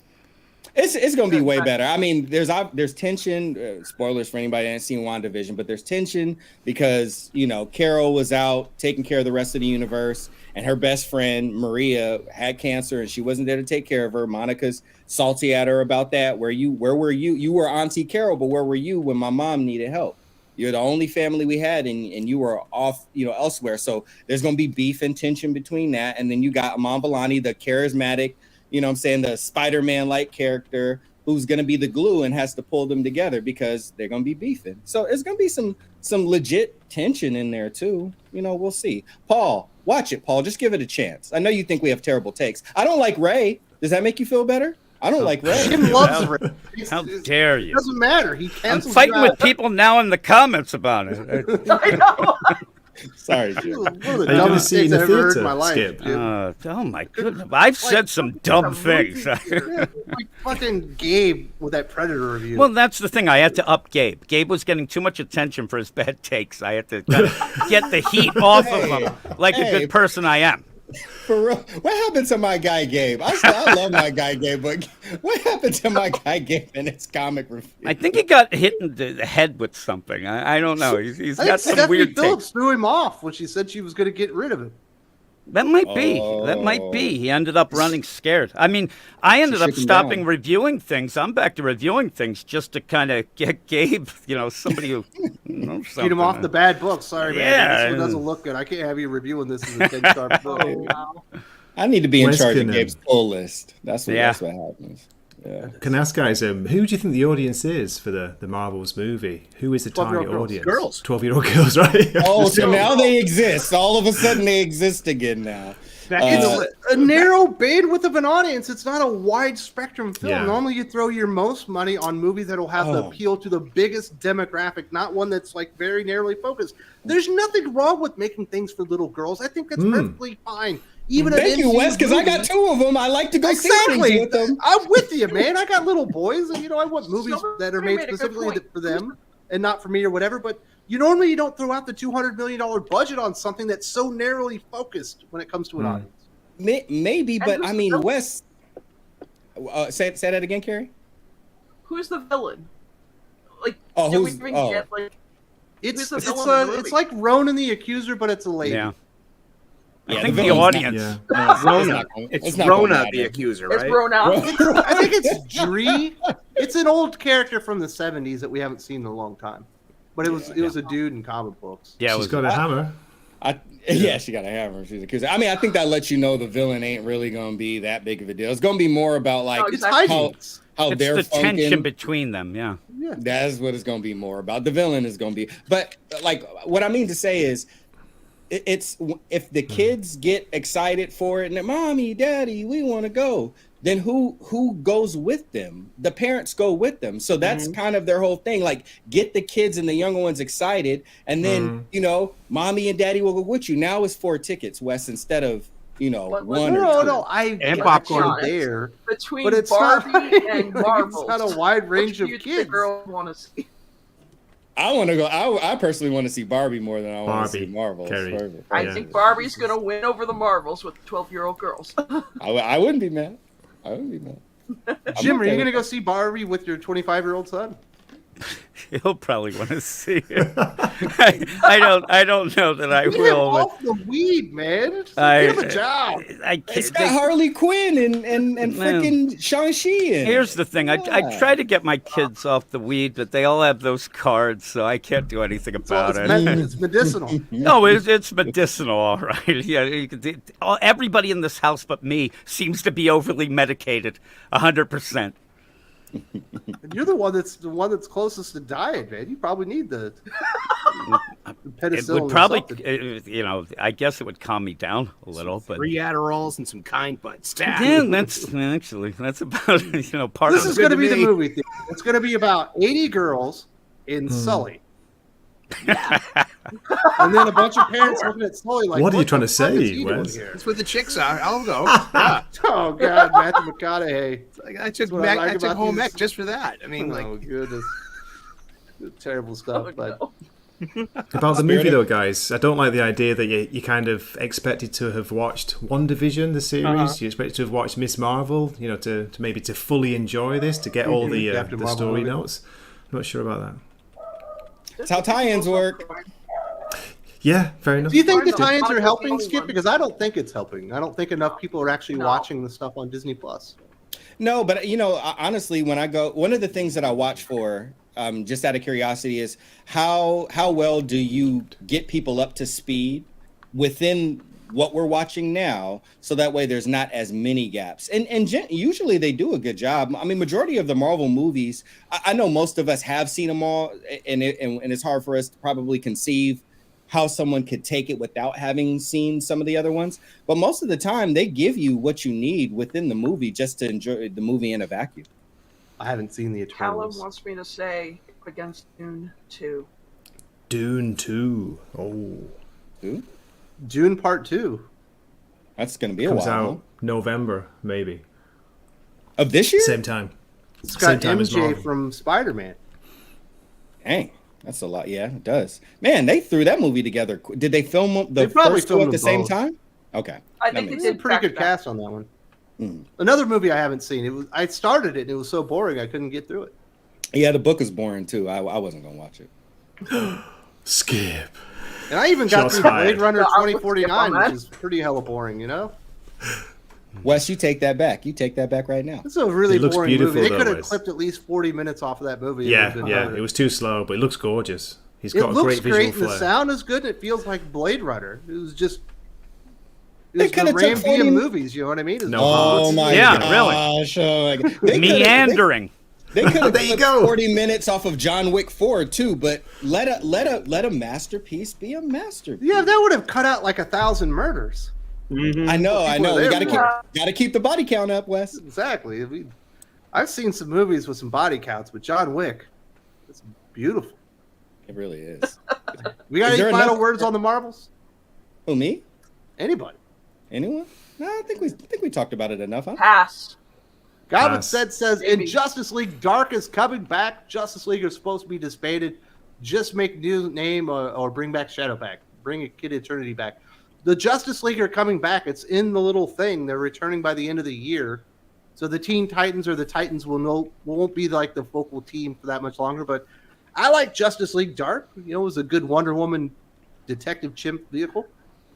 Yeah, and they're going to have some of that in the Night Terrors. The thing about it, though, is Night Terrors, they have that awful thing, the backdoor deal, was just a nightmare. So you ended up where people are getting excited for things that may not happen. But hopefully, like I said at that one point, maybe this is where they're gearing up for some things, giving you little hints. That's the positive spin that I would have of this, is they're giving don't give me that look, Wes. They have these 2, months. They have these 2 months of the, people getting things ready, and maybe we'll find out in October we're going to get hit with even more books. Listen, which would be I've good. read 3 Josh Williamson events now. I know. And they've all sucked. Yep. Why would Yep. I think the 4th is going to be good? Especially considering that it's a replay of 3 other events that have happened within the last 5 years. Well, maybe that's it. He's getting the greatest hits, as we He's said. perfecting it? Yeah, he's really coming down. He's got the secret sauce going. I don't think that this is going to be very good, but Everything has something to grab from it, and Mark Waid has a Shazam deal in. You have Jeremy Adams, so maybe we can enjoy some of those. But I don't think that those will really play out well of just standalone, hey, I'll get these 2 issues. I think that they're going to be nonsense. I agree. Caleb says, yes, I downvoted the Marvels. Who gives a damn? I got nothing against that girl. Monica praised Wanda for enslaving a town. The crazy eyes. Women, man. He also wants to know why there's a Bollywood musical in the Marvel. Oh, Ms. Marvel? Yeah, yeah. No. Because in of the Marvel. RRR, man. I mean, Yeah, RRR was exactly. huge. Yeah, you don't like RRR? Get some RRR flavor in there. Yeah. Bollywood. Go. Get the kick.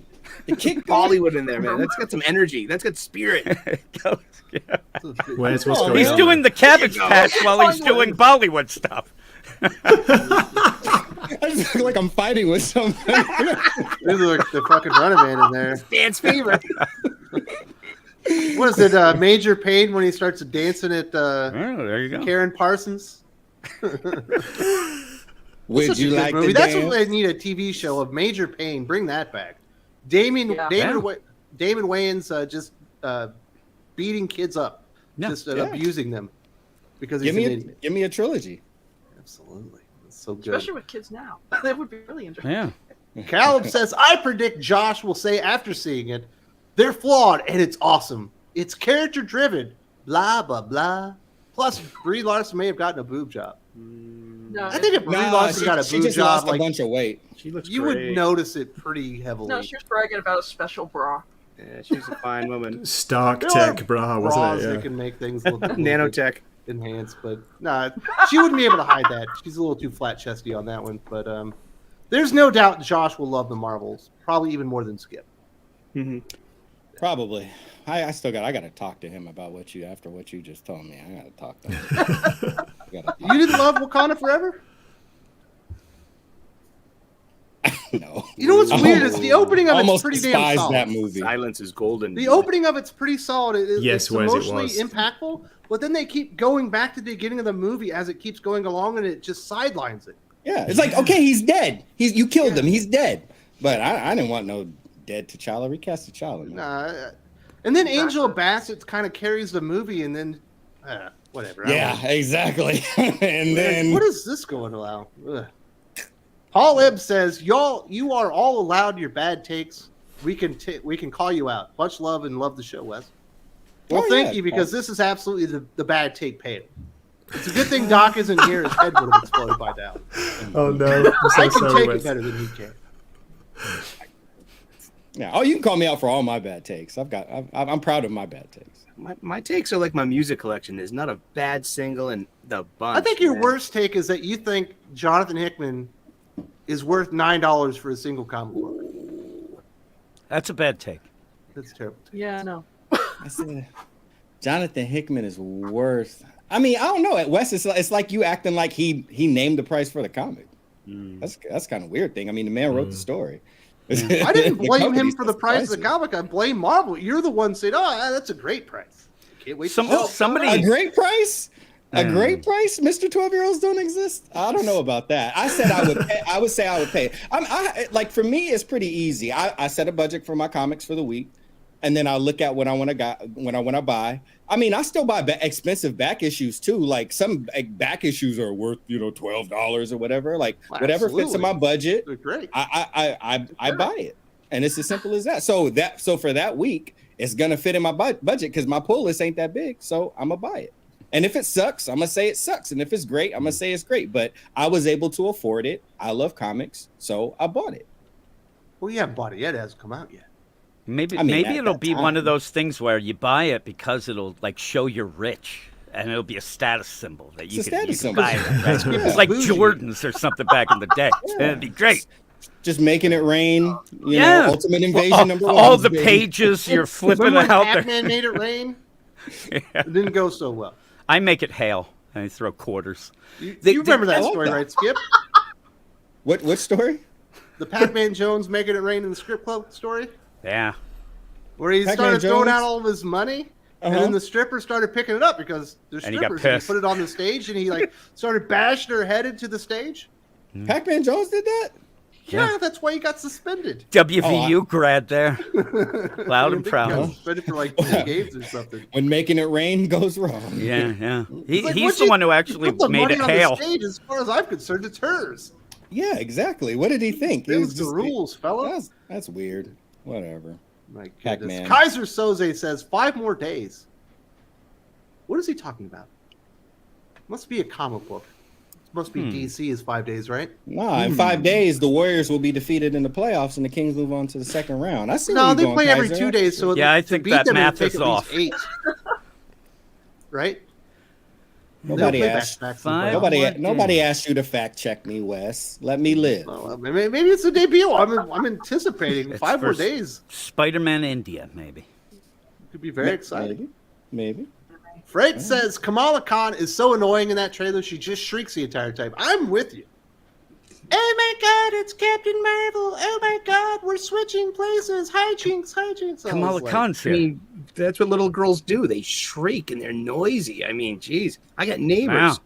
I mean, like, oh my God, will you STFU? I went exactly, to a that's Jonas Brothers the concert. normal reaction.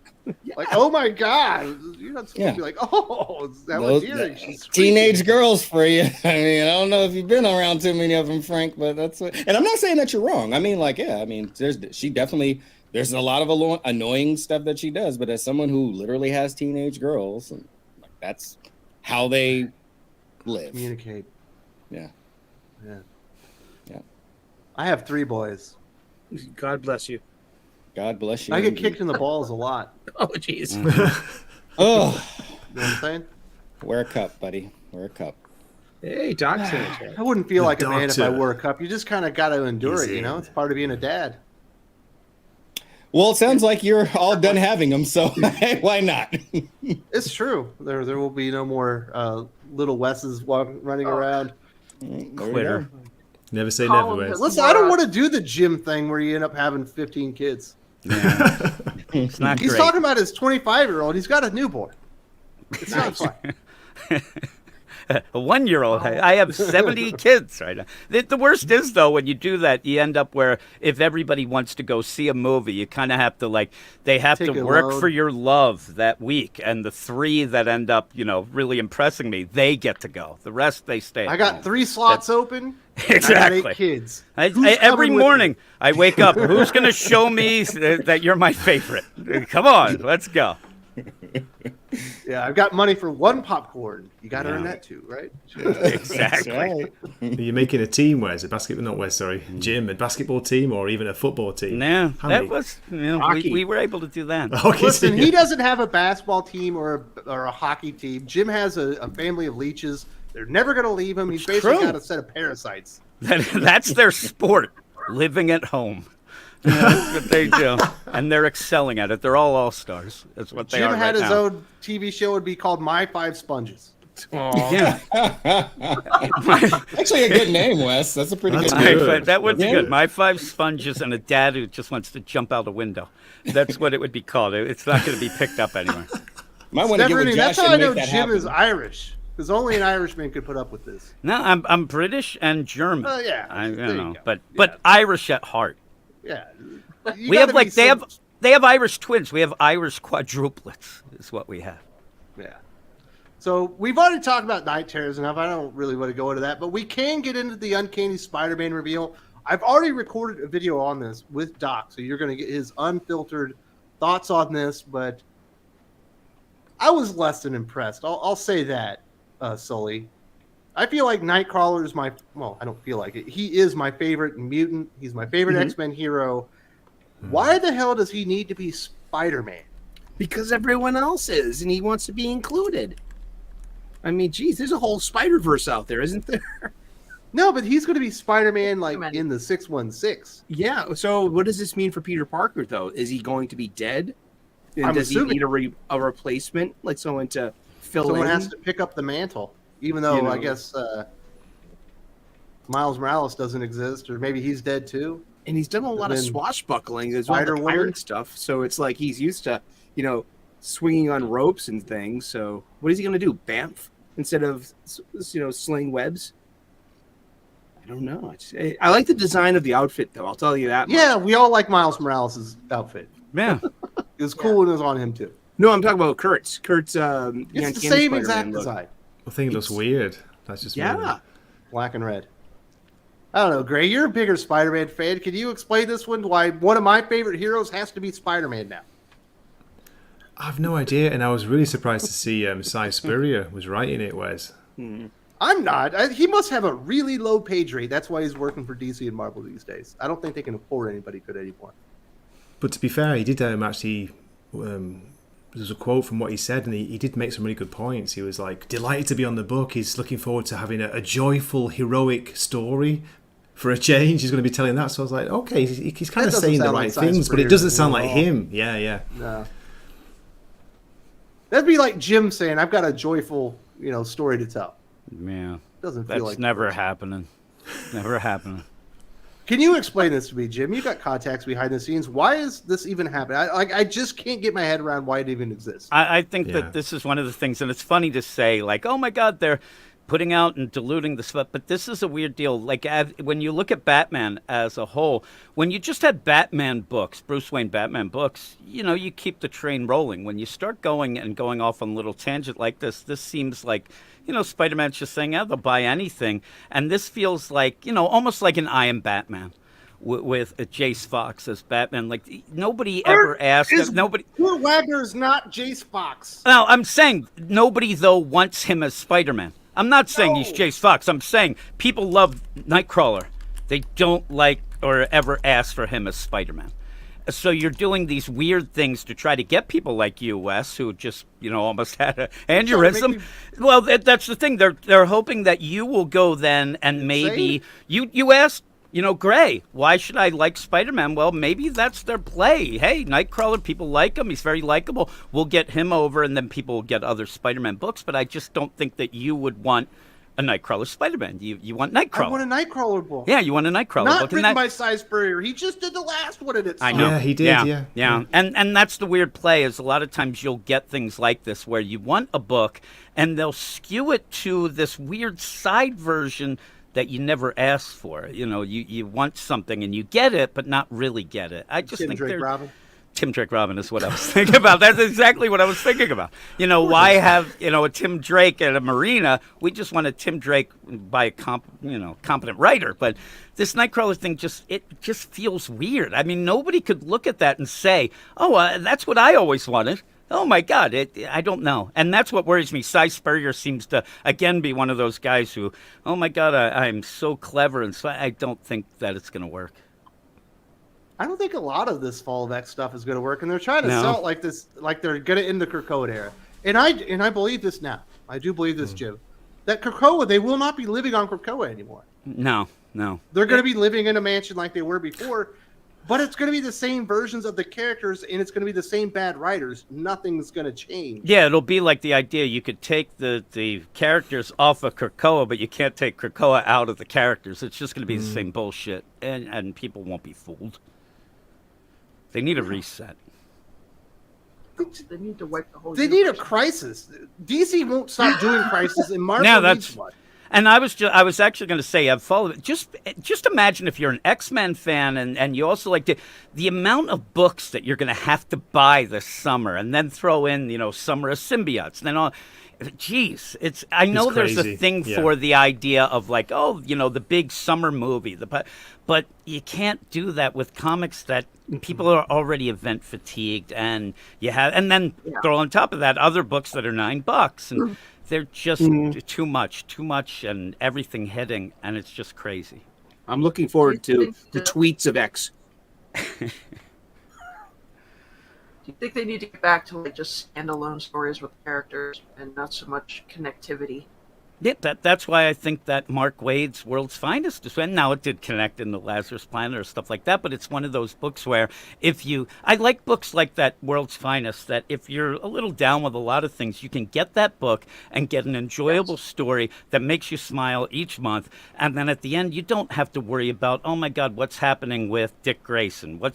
If you don't want to. Now, it's also a sad thing that when you go and say, oh man, I really like this World's Finest, I'll check out Chip Zdarsky's Batman, it's not going to end up going, hand in hand there, you're going to end up like, what happened? But some of the stuff, it is good. There's always stuff, but it's just these events, and everybody's getting sick of them, and they just keep. It's more and more as people get more and more sick. Like you get more and one more event after another, doesn't it? They keep bringing more and more in. It's like you finish one event and then another one's starting, and you've forgotten the last one. It's crazy. Like Kerry was saying, they should focus more on individual stories. Yeah. And there's not enough build up to these events. Nope. That's the other problem. That's right. Well, they never feel big. Focus on a build up. Right? Yeah. And then at the end, you're told every time in solicits that this will change everything. Well, we know that's a joke anyway, but still, it doesn't change one thing because they're not even connected. And they go on. It's funny, too, because DC gets that whole deal. Oh, my God, they're always having events. Oh, everything's a crisis. But, geez, Marvel has so many events as well. But at least, like, a lot of times they'll keep it within a book at least, But they still have a lot. They really do have a lot of events, and it's just too much. I think that's why people like stuff like a Jed McKay Moon Knight or like Strange Academy. You can just read those books alone and enjoy them by themselves. But again, me and Carrie will tell you right away, this is why, since Wes is gone, this is why manga's so great. Because you just have one story going through all the books, and you don't have to worry about events, and you could start at the number one, and it's a clear vision. But I don't know. It's one of those things I think they're really running scared, trying to grab the money, but then that makes you less viable to make money. It's a never-ending cycle. That's what I say. I think you need somebody better in leadership because the thing with Kurt is just because Spider-Man is selling, so X-Men's not, so we're going to make an X-Men into a Spider-Man. That'll sell, right? And you're sitting there going, no. Yeah, there are weird things, and everybody's had it, where you sit there and hear an announcement, and you know for a fact it's going to fail. And you just like, it's so clear, but why? Why don't they see that? I guess they have to have a certain amount of books. And Sully, are you going to get the what's it called, Uncanny Spider-Man? Hell no. No way. Yeah. But I mean, sorry. I mean, I'm not buying it. Yeah, I'm waiting for the X-Men to completely reboot and bring it back to the mansion and the Danger Room and a core team. Yeah. And I don't feel comfortable giving them my money, and supporting that. Just like Krakoa Age will be over when it's over. When it's safe to come back to Grey-Mulligan Way, it'll be safe to come back. It is funny when they have all these X-Men books and this whole thing. They do try to keep bringing out those old school field books as well, and it shows you that they realize people want some classics, and even with the Spider-Man stuff and things like that. But I also have to think that I don't know, that Zeb Wells, how is that book selling? And it's the number one book, and that's what we're going to get even more nonsense like this Uncanny Spider-Man, just because I think at this moment, people are just eating up anything Spider-Man for some odd reason, because it's been very down. What kind of But numbers they realize do you he's think got it a is? tail, right? Yeah. Oh, God. I know. Why is that so crazy? It's odd. I just don't get it. And the suit encompasses the tail. Yeah. It just looks so off. It's weird. It seems like it would be difficult to make that suit. Maybe it's nanotechnology. That might be. Guys, just briefly about the sales, going back to that, and like the numbers, they don't give any numbers, do they? That's the problem. No. You don't get any unit numbers, accurate numbers. So they say number one seller, but what does that mean these days? Is Spider-Man number one mean 60,000? Is it that low? Is it even low? Is it 50,000? I'm assuming it means 80,000. But okay. Yeah, I just think 80, but 80 when between I say 80 and 90. That was like sales to comic shops. How much of that they were actually selling to customers, because that's what these listings actually reflect. I'm not really sure. Yeah, it's an odd thing. I do like the idea that it's just sales, though, because that does negate some of those over-shipping of variants and things like that. So you do get it's a weird play. It's not a big sample, but yet it's a more accurate sample. So, and it's the only thing that you get. But I wish that we could get back to getting numbers. I know that half of these writers are so happy. They are blessing the stars that real sales don't come out, so then you can get people like Tom Taylor who could spin it any direction he wants. He keeps taking screenshots of. Oh my God! The guy has to get off of Amazon. It's like, are you doing free commercials for Amazon, or are you writing some things? And It's odd. It's like, wow, you stayed up till 2 a.m. and took a screenshot of Amazon to see that 1 hour of a month. And it is like you protest too much here. I mean, the idea that you're trying to convince people that your book is selling just shows that it's not really selling. You don't need to do that if you are selling as much as he thinks it is. Oh, I'm certain that he knows it's not selling. Yeah, oh yeah, but because he can hide behind this veil, he could just try to convince people. But it makes it he's so over the top with doing that, it makes it very obvious what he's trying to do. So you think that's what this play is because Spider-Man is, for some reason, really hot right now. It's outselling Batman pretty much across the board, even though it does have less titles. So, but when you look at it for title, it's doing better than Batman. Like, well, we might as well just make Nightcrawler a Spider-Man character. Yeah, who came up with it? They sit there and they're like, well, an asshole like Dan Slott sells, so screw it. Let's throw everything out there. It's going to be a Jordan White thing, right? I guess. The idea that you're in a room and somebody says, you know what we should do, a Nightcrawler Spider-Man, I guarantee you everybody laughed. And then they stopped and took a, oh shit, he's serious? All right, well, there we go. So I was talking to Chuck Dixon. I had an interview with him maybe like a year and a half ago. And he was talking about when he was at DC Comics and he was in the Batman room. Mm-hmm. And he said every year they would come together and the Superman team would come together and they would come up with their ideas. And they were pitching their ideas. In the Superman team, their idea was that Superman was going to get amnesia and think he was Batman. And they were going to run with that for a year. Because Batman was destroying Superman so bad in the sales at that time. And the EIC, the publisher of DC, is like, no, you're not going to turn Superman into Batman just because Batman is selling better. You have to do better stories than that with Superman. So you can see an idea like that was laughed at, even though it was proposed, and they're like, no, you could never do this. They're actually doing it now. That's how far we've dropped. And I think that the problem is, and we talk about how bad editors are and things like that, but we also talk about having writers. Chuck Dixon, if he's sitting there, or he wouldn't go for that, and they would allow that back and forth. But now I think that it's this whole, hey, I tell you what to do. Half the stories, it seems, are written by the editors anyway, and there's nobody there to be that sounding board anymore. Whatever somebody says, and you're leaving, the asylum being run by the inmates here where they're like, hey, let's do that. Who's going to say no about it? There's nobody anymore in either big two that is there to say, okay, no, this isn't what we should do. That's not really good with the character. Let's have a Nightcrawler solo book instead.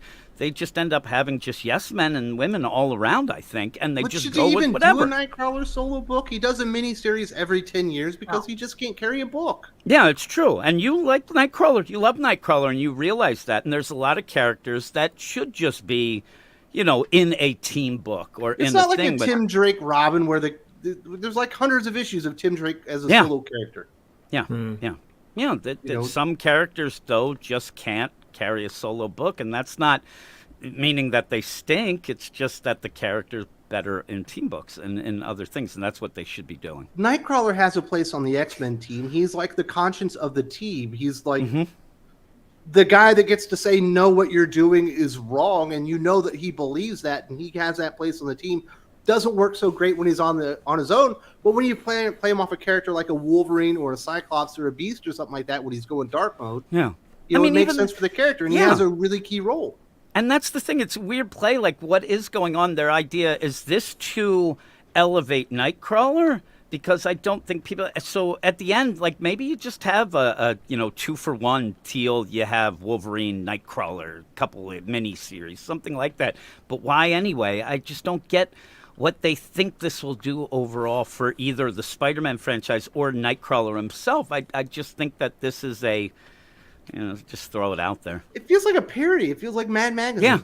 Yeah, it does. Yeah, I like Cracked better, and I know that's going to make me the king of worst takes as well, but I'm a Cracked guy over Mad. Speaking of Mad Magazine real quick, I just want to acknowledge we lost Al Jaffe this past week at the age of 102.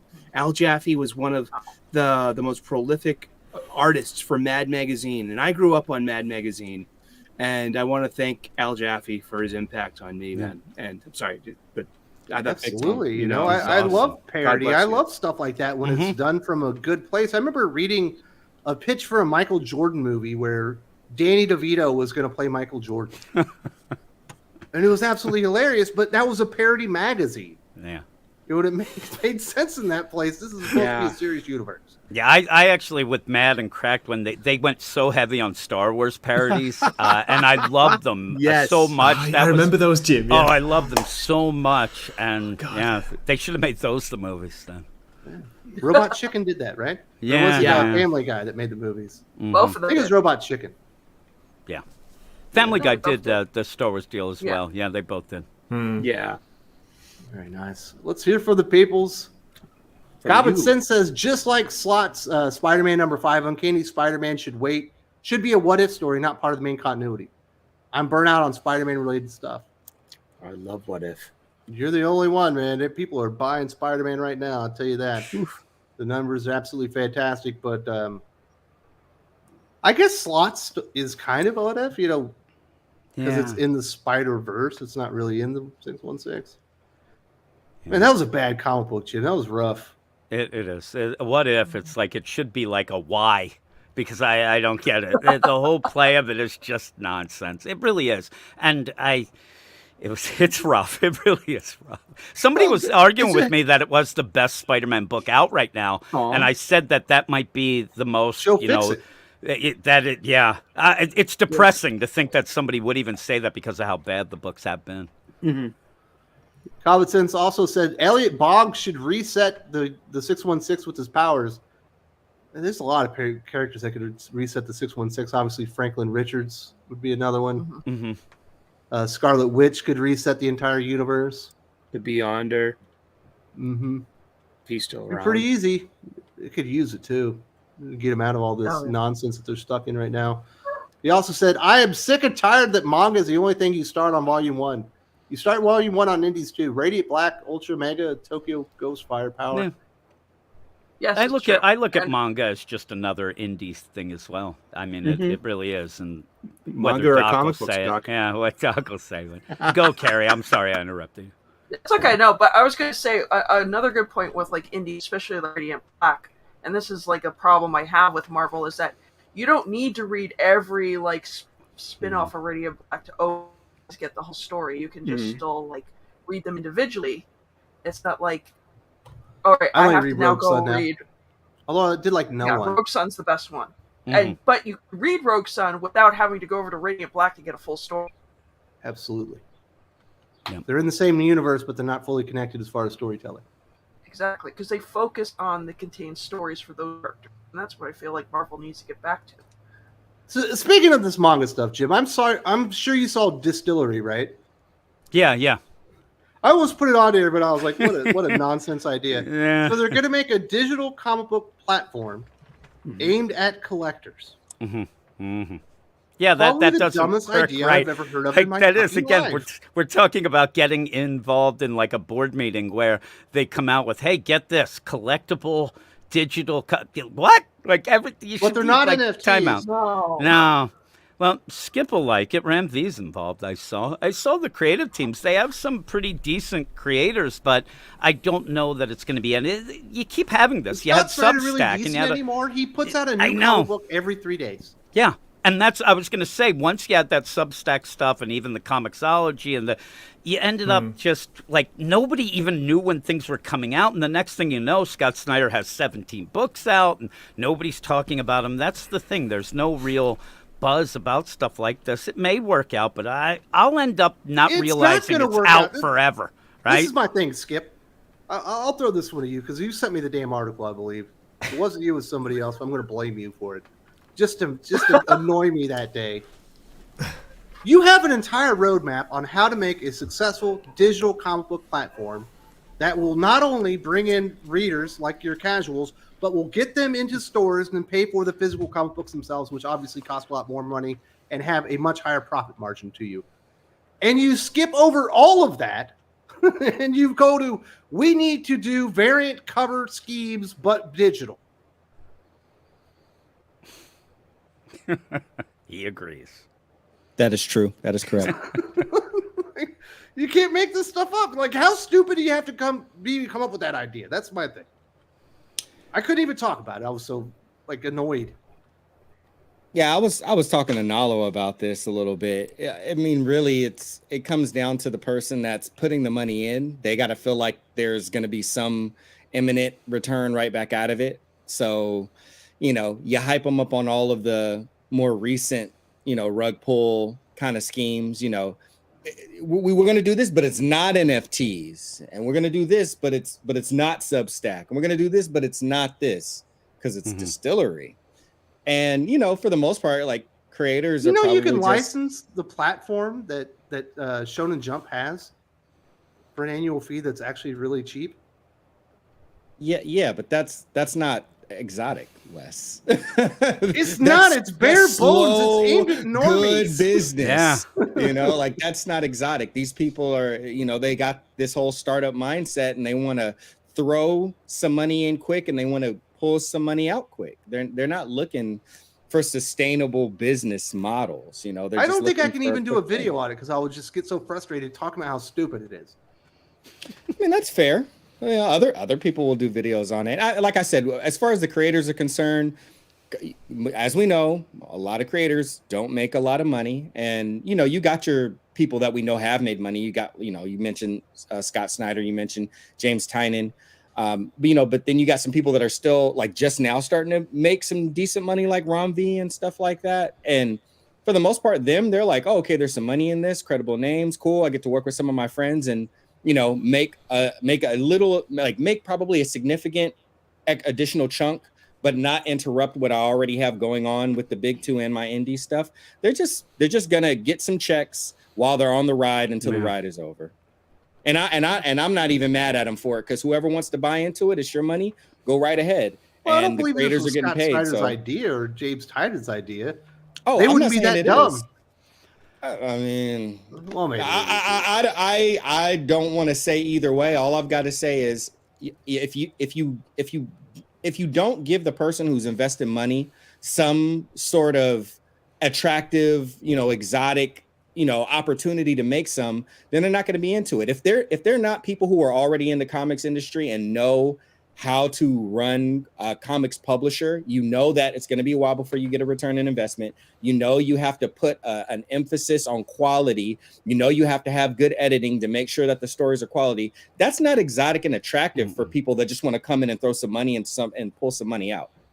It's just not. Yeah. So it always seems like everybody's just trying to do, I'm going to make a new image. I'm going to we're going to do this, but they keep doing it. Like at James Tynion, that guy took so much money from Substack. Now he's doing this. I mean, he's just everywhere. Cheap and easy, it seems. So not cheap, because I think he gets a lot of money. Was the highest grossing, was Yeah, it was. I think he had the most subscribers, paid subscribers, right? Yeah. It wasn't Hickman that had the most paid subscribers, and James Tynion was definitely one of the poster child when it was announced, because he was so hot and he was getting so much money, and that he turned down DC to go there. It became that big deal. But what is anybody talking that much about the Substack stuff? No, there's an article on Substack about a month and a half ago. I almost did a video on it, but it turned out it hasn't gone well. I would think it wouldn't. You're just throwing money at it, and then eventually you got to try to make some money. And I don't know. Even when these books then come out printed with different companies, I don't see much hype for them. Common Sense also says, Wes, you said Chris Cantwell is the Tom King of Marvel. Which indie comic do you prefer, Tom King's Love Everlasting or Chris Cantwell's Briar? I remember you praising Everlasting. You do not remember that, sir. No. I've never actually read that book. That would have been Drew from Comics Elite was praising Tom King's Love Everlasting. If I'm going to go read some, what's that? The art was good in it. Yeah, well, it's a Tom King book. The art's always spectacular. Mm-hmm. He only works with the best artists. But I don't know. If I'm going to go out of my way and read a depressing comic book, it's going to be for a character I think is important. And I've never read either one of them. Has anyone here read those? I haven't read either one, but I read Chris Cantwell's what was it, the Oswald's Iron Man? Dead Body? No. It was like Oswald's Dead Body or something like that. It came out through Boom. It was actually really, really good from beginning to end. It was a really good story. Briar's okay. It's one of the better things that he's written, but that's a low bar. Jim says it's Briar. I'll have to go with I love it. Marvel went from being the house of ideas to the house of bad and stupid fan fiction ideas. No. It might be one of the byproducts when you only have certain characters that sell and you only produce stories for those characters. You all get to run out of stories. That's one of the ways I think manga is better. Is they're always introducing new characters and new stories. Mm-hmm. And there are stakes. When you kill off a character, they're not going to come back magically 2 or 3 years later. And if your book sucks, it gets canceled. Yeah, it's kind of retreading. And the you same may not ideas get over and over. another chance. I mean, it's tough. Creative people are expensive, and creative people don't like to sit around in the same place for a long time and sit there and be creative. So it can be difficult to find somebody that's like a, Joe Quesada era or a Jim Shooter era where they want to sit there and do that for the rest of their lives and still be creative. Exploding Pretty wants to know which is the worst, Bad Idea or Distillery. So I was really excited about Bad Idea because I like Dinesh Shamdasani. What he did with Valiant I thought was amazing. He brought in a lot of his creators and editors from his ventures in Valiant. So I thought Bad Idea was going to be something cool. Obviously, that is not the case. It's just a bunch of, I don't know, they're just trying to go viral. Yeah, it's weird. Bad Idea is odd. I get emails from them, and I'm like, really? Like, I won't hear for 6 months, and then they'll come with something. Then we're going to do that, and you can't really get a grip on it. But I still think that Distillery's worse. You're going in with a bad concept from day one. Yeah. It's not like Ray. The concept was good there. They just messed it up later. Distillery, though, concept bad, and you can't see it work out. That first run of Bad Idea books is some of the best and most fun comics I've read since I got back into comics in 2012.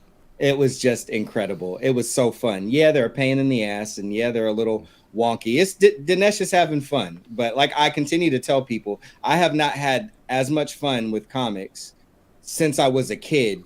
Like the discovery and like how things like interconnected and kept going and like ENIAC was and I'm just going to spoil everybody right now. ENIAC's not dead. That's the crazy thing. But you wouldn't know because he would do stuff like, oh, hey, we're going to sell this one comic for one day for $1.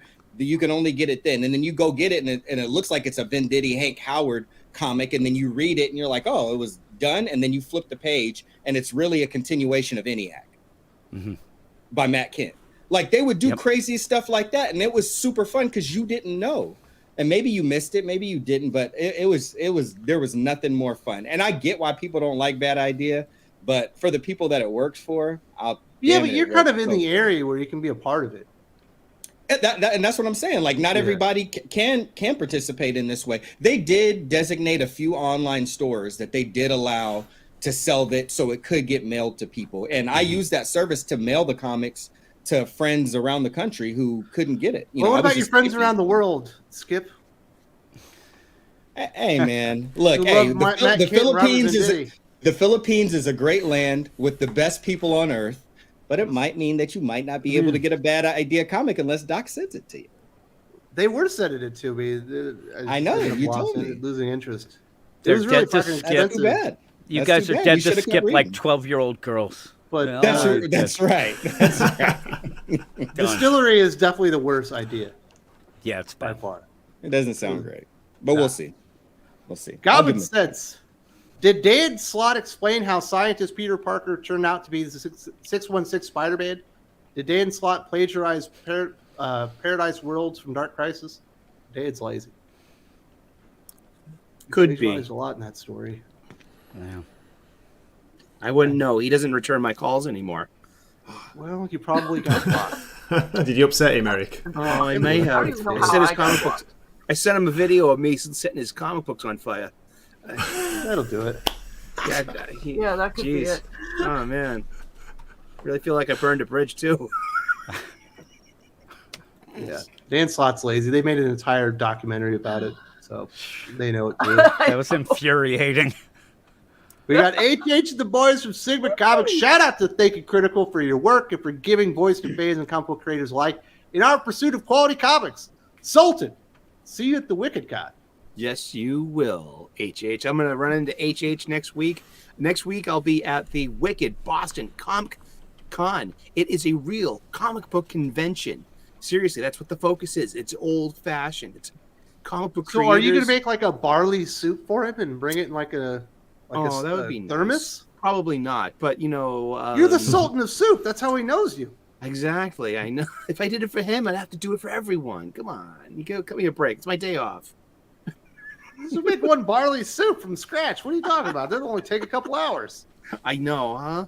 But yeah, next week is the Wicked Comic Con, and I'm really looking forward to it. Umberto Ramos is there, and just looking forward. We've got a lot of people that on this channel that seem to have an affinity for you. If they haven't gone to your YouTube channel, they're fools. They might be at Wicked Con. Are you going to be doing a meet and greet? Are you going to be meeting up with people, having a beer, looking at comic books? There is a nice bar right across the street from the convention center. I will definitely buy. I will buy around if people show up. Seriously. All right. Well, where can they get a hold of you? What's you're at Reverend Sully? At REVSULLY, Reverend Sully on the Twitters. Sully. Yes, it's short for Reach out to him. See if you can get a meet and greet. He likes to meet up with all kinds of dorks. Yeah, I mean, we have local meetups. I mean, and I think Thomas Gilkey's going to be there all weekend too.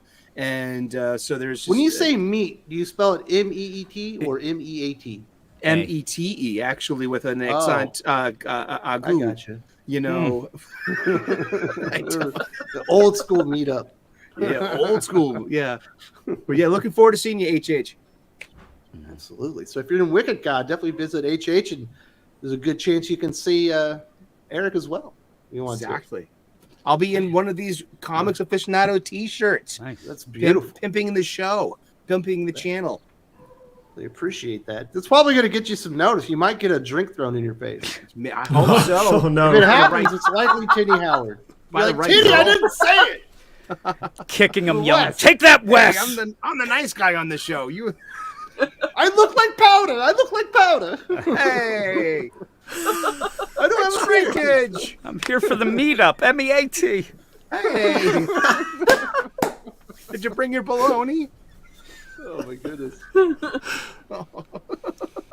This is a fun panel. I had a good time today. Aw, thanks. We definitely went off track quite a bit, but we covered most of the stuff. We didn't get to the Mark Waid stuff, but we probably don't have time for that. It is really harder than balls here. And I'm going to need to get into an air-conditioned room somewhat in the near future so I can record this video with Drew. So let's talk about some comic book recommendations. Oh, my goodness. Drew just emailed me. He's trying to push off the video. My goodness. Carrie, you are a manga freak. Do you have any comic books to recommend, including mangas? Because they are Japanese comics. Even if Grace hates them. Well, first off, I'm going to shill for Drew. Born on Number 6, great. My other favorite right now is Vagabond. Speaking of basketball, it's from the creator of Slam Dunk. It's about one of a samurai who's a rogue samurai trying to become the greatest swordsman all through Japan. It's just brutal. It's just really well written. I like it. My other one would be Under Ninja, which is about the ninja organization in modern Japan. They have different levels of like hierarchy, and it focuses on a guy who's like on the very bottom, and he ends up getting a task to infiltrate a school, and ends up getting another mission that just kind of ruins everything. It's really good. They used to call me the Under Ninja. Well, at least the ladies did. You know what I'm saying? I had all the moves. Bit of ding. Carrie, you got any big interviews or things people should be looking out for? We know you got the live stream Taco Tuesday. Oh, Taco Tuesday, yeah. Hopefully Jim will be on it sometime in the future. Yep. But yes, we are going to be doing more looking at more manga announcements and even some anime talk. So that's every Tuesday, 8:30 p.m. Eastern Standard Time. So check that out. Is Jim been big timing you when you've invited him on the channel? He's been like, I've been ghosting her. I'm big, baby. He's going. Because I'm going to be on. I got to look at my schedule. Yeah, that schedule. Mondays or Tuesdays, I mean, is a weird deal, but I'll make it this next month if you'll have me. I will pick a day. Of course. Skipper, you still in the manga? Yeah, man. I still got my. I'm looking at my Akira 35th anniversary box set. Boom! Right You should get Skip on Taco Tuesday. This guy loves talking geek. Yeah. You'll talk about the playoffs too. I mean, I will. Yeah, hit me up. Whatever. There you go. I'm down. I'm game. There's a link to Carrie's channel, Nerdy Girl Creates, in the video description.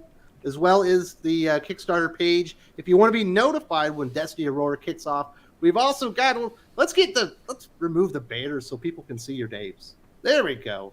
We've also got return to the channel. Long time, no seats. Playoff Skip is in the house. He's much happier than normal because the Sacramento Kings are about to get slaughtered. It hasn't happened quite yet.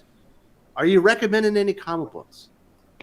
Yeah, I'll recommend some comic books. I'll recommend first a comic I don't recommend, World Tree, Yawn. That was boring. Who was it? Who wrote it? James Tynan. Mm-hmm. Who told you that? NyQuil Jr. NyQuil Sr. is Scott Snyder. NyQuil Jr. is James Tynan. But Nemesis Reloaded, definitely recommend. Yeah. What was this, number 4? Issue number 4. Indeed. Ambassadors, number 2. Recommend. More Mark Miller. Nice. Turtles and Usagi Yojimbo, recommend. This is really my first time Oh, really reading you got the Stan Eastman Sakai. cover. I'm jealous. You haven't read his Usagi Yojimbo, huh? That is correct, sir. I have not. That's good. Some really good And stuff in It's there. really good, You Skip. got like 30 years to catch up on. Yeah. Yeah. I do. So lucky. I got the big old like one where he's like breaking it down and going behind the scenes and all that. Jagrada actually gifted it to me. So very nice guy. Nice. The Seasons Have Teeth, Dan Waters, more Rom V crew, White Noise crew in your area. Mhm. And then again, more White Noise, Alex Packnadell, All Against All, issue number 5, last issue. Man, Casper Wingard is really, he's in my top 5 now. I just love how he really is a cartoonist. It's very much comic books, but it's very much like the cartoonist vibe. Super good. And again, thanks, Frank Cho. Just appreciate Very you. nice. Wheat cakes, baby, wheat cakes. Yul Carter from Fantastic Comics wants to say Skip's weekend is about to go bad. You know what, Yul? Besides me popping my tire as soon as I got to Oakland, this is why I didn't come see you, buddy. Because I know you was gonna try to rain on my parade. Yul, I can't even go see Yul now until He was going to sell you funny books. He was. He's holding a $30 funny book for me that I was supposed to pick up like 6 months ago, but now I can't see him until the Kings embarrass his Warriors. So, you know. There you go. Skip, you got anything on the channel? You were doing some live stream read-alongs. Is that still going on? Yeah, it's still going on. I just, It's sporadic. Skipping his health stuff, man. I don't even want to tell you what I had to do just to be here this morning. But yes, it should continue probably about 3 weeks from now, just to be safe. But we're going appreciate all through. the effort that you had to put into it because we love having you here on the channel. I appreciate it. I love being here, man. I was here before. Remember, you wasn't at 500 yet. It's true. And and you were like, I don't know if I'm gonna do anything. I was like, dude, it's 500. You have to do something. You weren't even gonna do nothing for 500. Skip been around since then, man. So yeah. I didn't do anything for 25,000 either. I'm big time now. You don't celebrate till you hit 50. Of course, that's going to be about 3 years, but Obviously, we need to be communicating more so you know how good the Kings are and you remember to celebrate your milestones, sir. We'll talk I about forget my that. birthday if my wife wasn't around. And I'm glad she is. And I'm glad she Absolutely. is. The woman is a saint. That's right. Thank you, Miss Thinking Critical. Thank you, Mrs. Thinking Critical. Absolutely. She keeps me on my toes. We've got Common Sense recommending Radiant Black 23 and Red Hood Manga Volume 3. Nice. Right on. There you go. Eric O'Sullivan, you are the Sultan of Soup. You are going to be at Yes! WickedCon next weekend, so you probably won't be here on the channel. I'll be here in spirit and wearing the T-shirt. Everyone, check out the T-shirts down below. There's a Appreciate it. link in the description. Absolutely. Come and pimp where I am pimping the goods. I I am. appreciate you spreading That the good powder word, blue. sir. Dude, it's going It's to a good look color. great. I'm going to wear the red one and then the blue one. And I got a Very gray nice. one as well, Okay. Exactly. It's thank you guys so much for having me on. I got a stack. Here's the bag, the brown paper bag of funny books that we get from our local comic book shops. And inside, I've got Teenage Mutant Ninja Turtles, Usagi Yojimbo #1. This is the Stan Sakai cover. It's really nice. I love the way he draws the Eastman turtles. They're just very basic, very nice, and very simple. I got this one. These two books I got. Yul Carter has a weekly comic book show for Fantastic Comics, and he was mentioning these two. John from Lees. Vault, from Vault Comics. This is the Nasty, And from Mad Cave, this is Don't Spit in the Wind. And this, I like this one a lot better than the Nasty. This is like really like Mobius style science fiction. And cool. I like it. $4.99. It's a full size comic book, no ads, great paper stock. And DC could be selling their comic books for less if this is their competition at $4.99. And I got Nemesis Reloaded #4, great stuff. Yeah. I picked this up too. Javane got me to get a Saturday Morning Adventures of G.I. Joe, and he was right. It was so much fun. This is so much fun. It's IDW's Saturday Morning Adventures, Dungeons and Dragons. The cartoon? Like the cartoon. Yeah. Yeah, exactly. I didn't know it came out. I didn't see it. Dude, this is so fun. This is TMNT really fun. and the G.I. Joe ones were amazing. Exactly. And this is just as fun. I can hear the actors' voices. I remember that cartoon. It was amazing. They went in on a carnival ride and they got stuck in another universe. And just two more. I went back issue diving and I found an old friend. It's Iron Man 152 with the stealth armor. And it's got the Columbia Bike Contest banner. You know I'm a sucker for that. I love it. This is going on my spinner rack. I bought this when I was 8 years old in August of 1981. And I got this for $15. It's a really nice copy.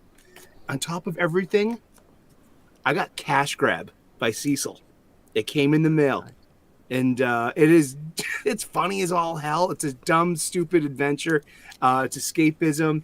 And it came with a nice, fan art, stickers, and Jack Show trading cards, too. So it's a poster of Anna. And it came out, Eric. I can't believe it. It's actually out. I mean, Cash Grab is for real, and it showed up. Next, Wreck Planet will show up any day now. Very nice. And thank you so much for having me on, Wes. Hey, I'm building my channel. I'm on the race to 1,000 people. I'm about 828 people right now, subscribers, human beings that like to talk about comic books every day. We do 3 p.m. U.S. Eastern daily. Tune in, and we got a great live chat. I know a bunch of cats from this live chat show up every day, and we talk about comic books every day. It's fun. Very nice. And you're all link invited. To the channel in the video description. And thank you so much for having me on. I love being on, and this is a great panel, and this is great time spent. Thank you. Yeah. If you want a free beer at Wicked God, look me up. Message Rev Sully. Yeah. You can get a meet and greet going meetup is possible. Hit me on Twitter. You buying more beers than Perch. Hey, it's the first rules in effect. I'll buy you a beer. Yeah. So, Jim, we've got some people from Philly in the comments, and apparently they're still struggling from the Eagles' loss in the Super Bowl to the Kansas City Chiefs. I'm the whole play is that in the off season and things going on. I just don't see, this was our time to do it. Now I'm worried. I'm worried going forward. But, I'll have faith. But, yeah, they did get ripped off. The Flyers aren't going to do it this year? No, the Flyers and the Sixers. How about the Phillies? Phillies, they actually could do pretty good, but they have some injuries right off the bat. But you end up where, I don't know. You still have Rocky, Jim. That is true, and that's the thing. Any time in Philadelphia, you're always going to be pissed off at everything anyway. And, I mean, the most critical fans of their own teams, I do believe, are the Philadelphia fans because we expect more. Right? That's how we go. That's why I can't find a comic book that I like. Wow, 3620 says, Fan Con in Philly is in a month. Back to the Future and Jeremy Adams will be at the con. Are you going to be there as well? Me? No. I will not be there, but I'll be there in spirit. Jim, I'll be outside drunk, climbing up poles and things like that, celebrating whatever. something. You'll be watching Miss Marvel with your 20-year-old son. I may be. Carrie, will you be there in Philly? No. I'm all the way over in Pittsburgh, but no, okay. I won't be able to get over to that. Yins aren't coming over. You're staying home. That's the thing. Who knows? It could be up in the air. Nobody will know who I am. I'll walk around. I'll get like a mask that just has my icon on it and walk they around. just have to look for the Fabio hair, man. Fabio hair and 5 kids in tow is what would happen. Though they would never go with me. That'd be something. I would always go to, free comic book day and take my kids thinking that they would get into it. That was their worst day of the year. They actually had to do something with me. They were always so miserable. Very nice. It's your job as a dad is to keep them miserable. That is You true. recommend any comic books this week? It's going to be hard to find a DC or Marvel comic to recommend. That is true. And DC didn't put out a lot of comics this week, which was very odd. And yeah, Marvel put out stuff. Didn't love it. I'll go Nemesis Reloaded. It's just going to be a repeat of what a lot of other people said because that's good. And the TMNT Yosabi Yojimbo deal is really good. I love both of those franchises, so that's pretty good. And again, I also forgot that the whole Dungeons and Dragons deal because Wes, you turned me on to the Teenage Mutant Ninja Turtles one, and then I went and read the G.I. Joe, so I'll continue with those as well. The G.I. Joe was good, wasn't it? Yeah, they're all good. They're just fun. That's the whole point of it. Feels like you're a kid again. Yes. Man, is Skip beating his dog? You okay, Skip? He's fighting with the green Hopefully. screen. Alive. All right, Jim, you've also got a YouTube channel. You've got a Patreon. You want to pimp that out real quick? Nah, people could go to the YouTube channel. I'm doing more videos. You ended up inspiring me, Wes, so I've been doing more. And some reviews. I kind of got sick and tired of written reviews and all the sites that just give 10. So I kind of moved the show. I didn't allow Gabe to come over because he's one of them. So he stays on the written word. I'm on the YouTube telling the truth, trying to negate the nonsense that Gabe has been doing, but it is at Weird Science Comics. You just look it up, and there's manga, Marvel, DC. I'll do some indie stuff coming up as well.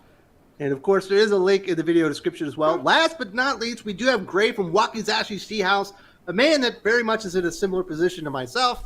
Expat, obviously you're British, I'm American. I'm in the Philippines, you're in Japan.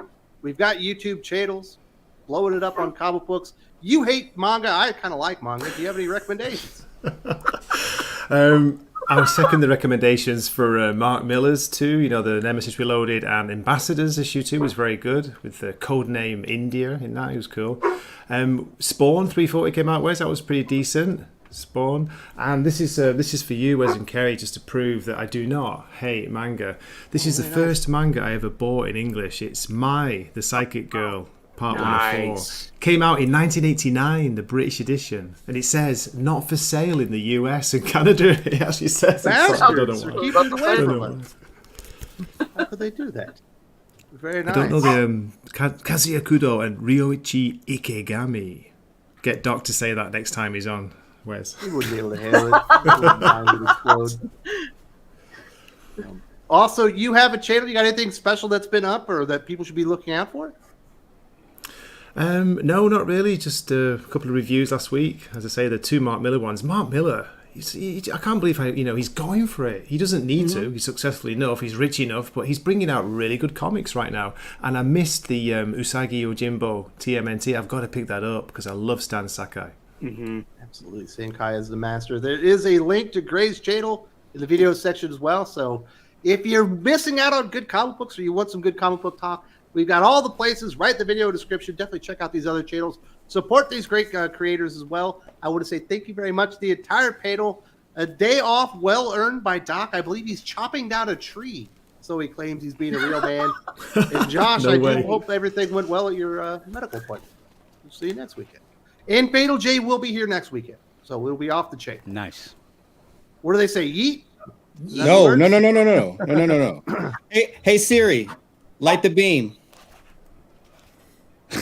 I gotta get out of here. I need new friends.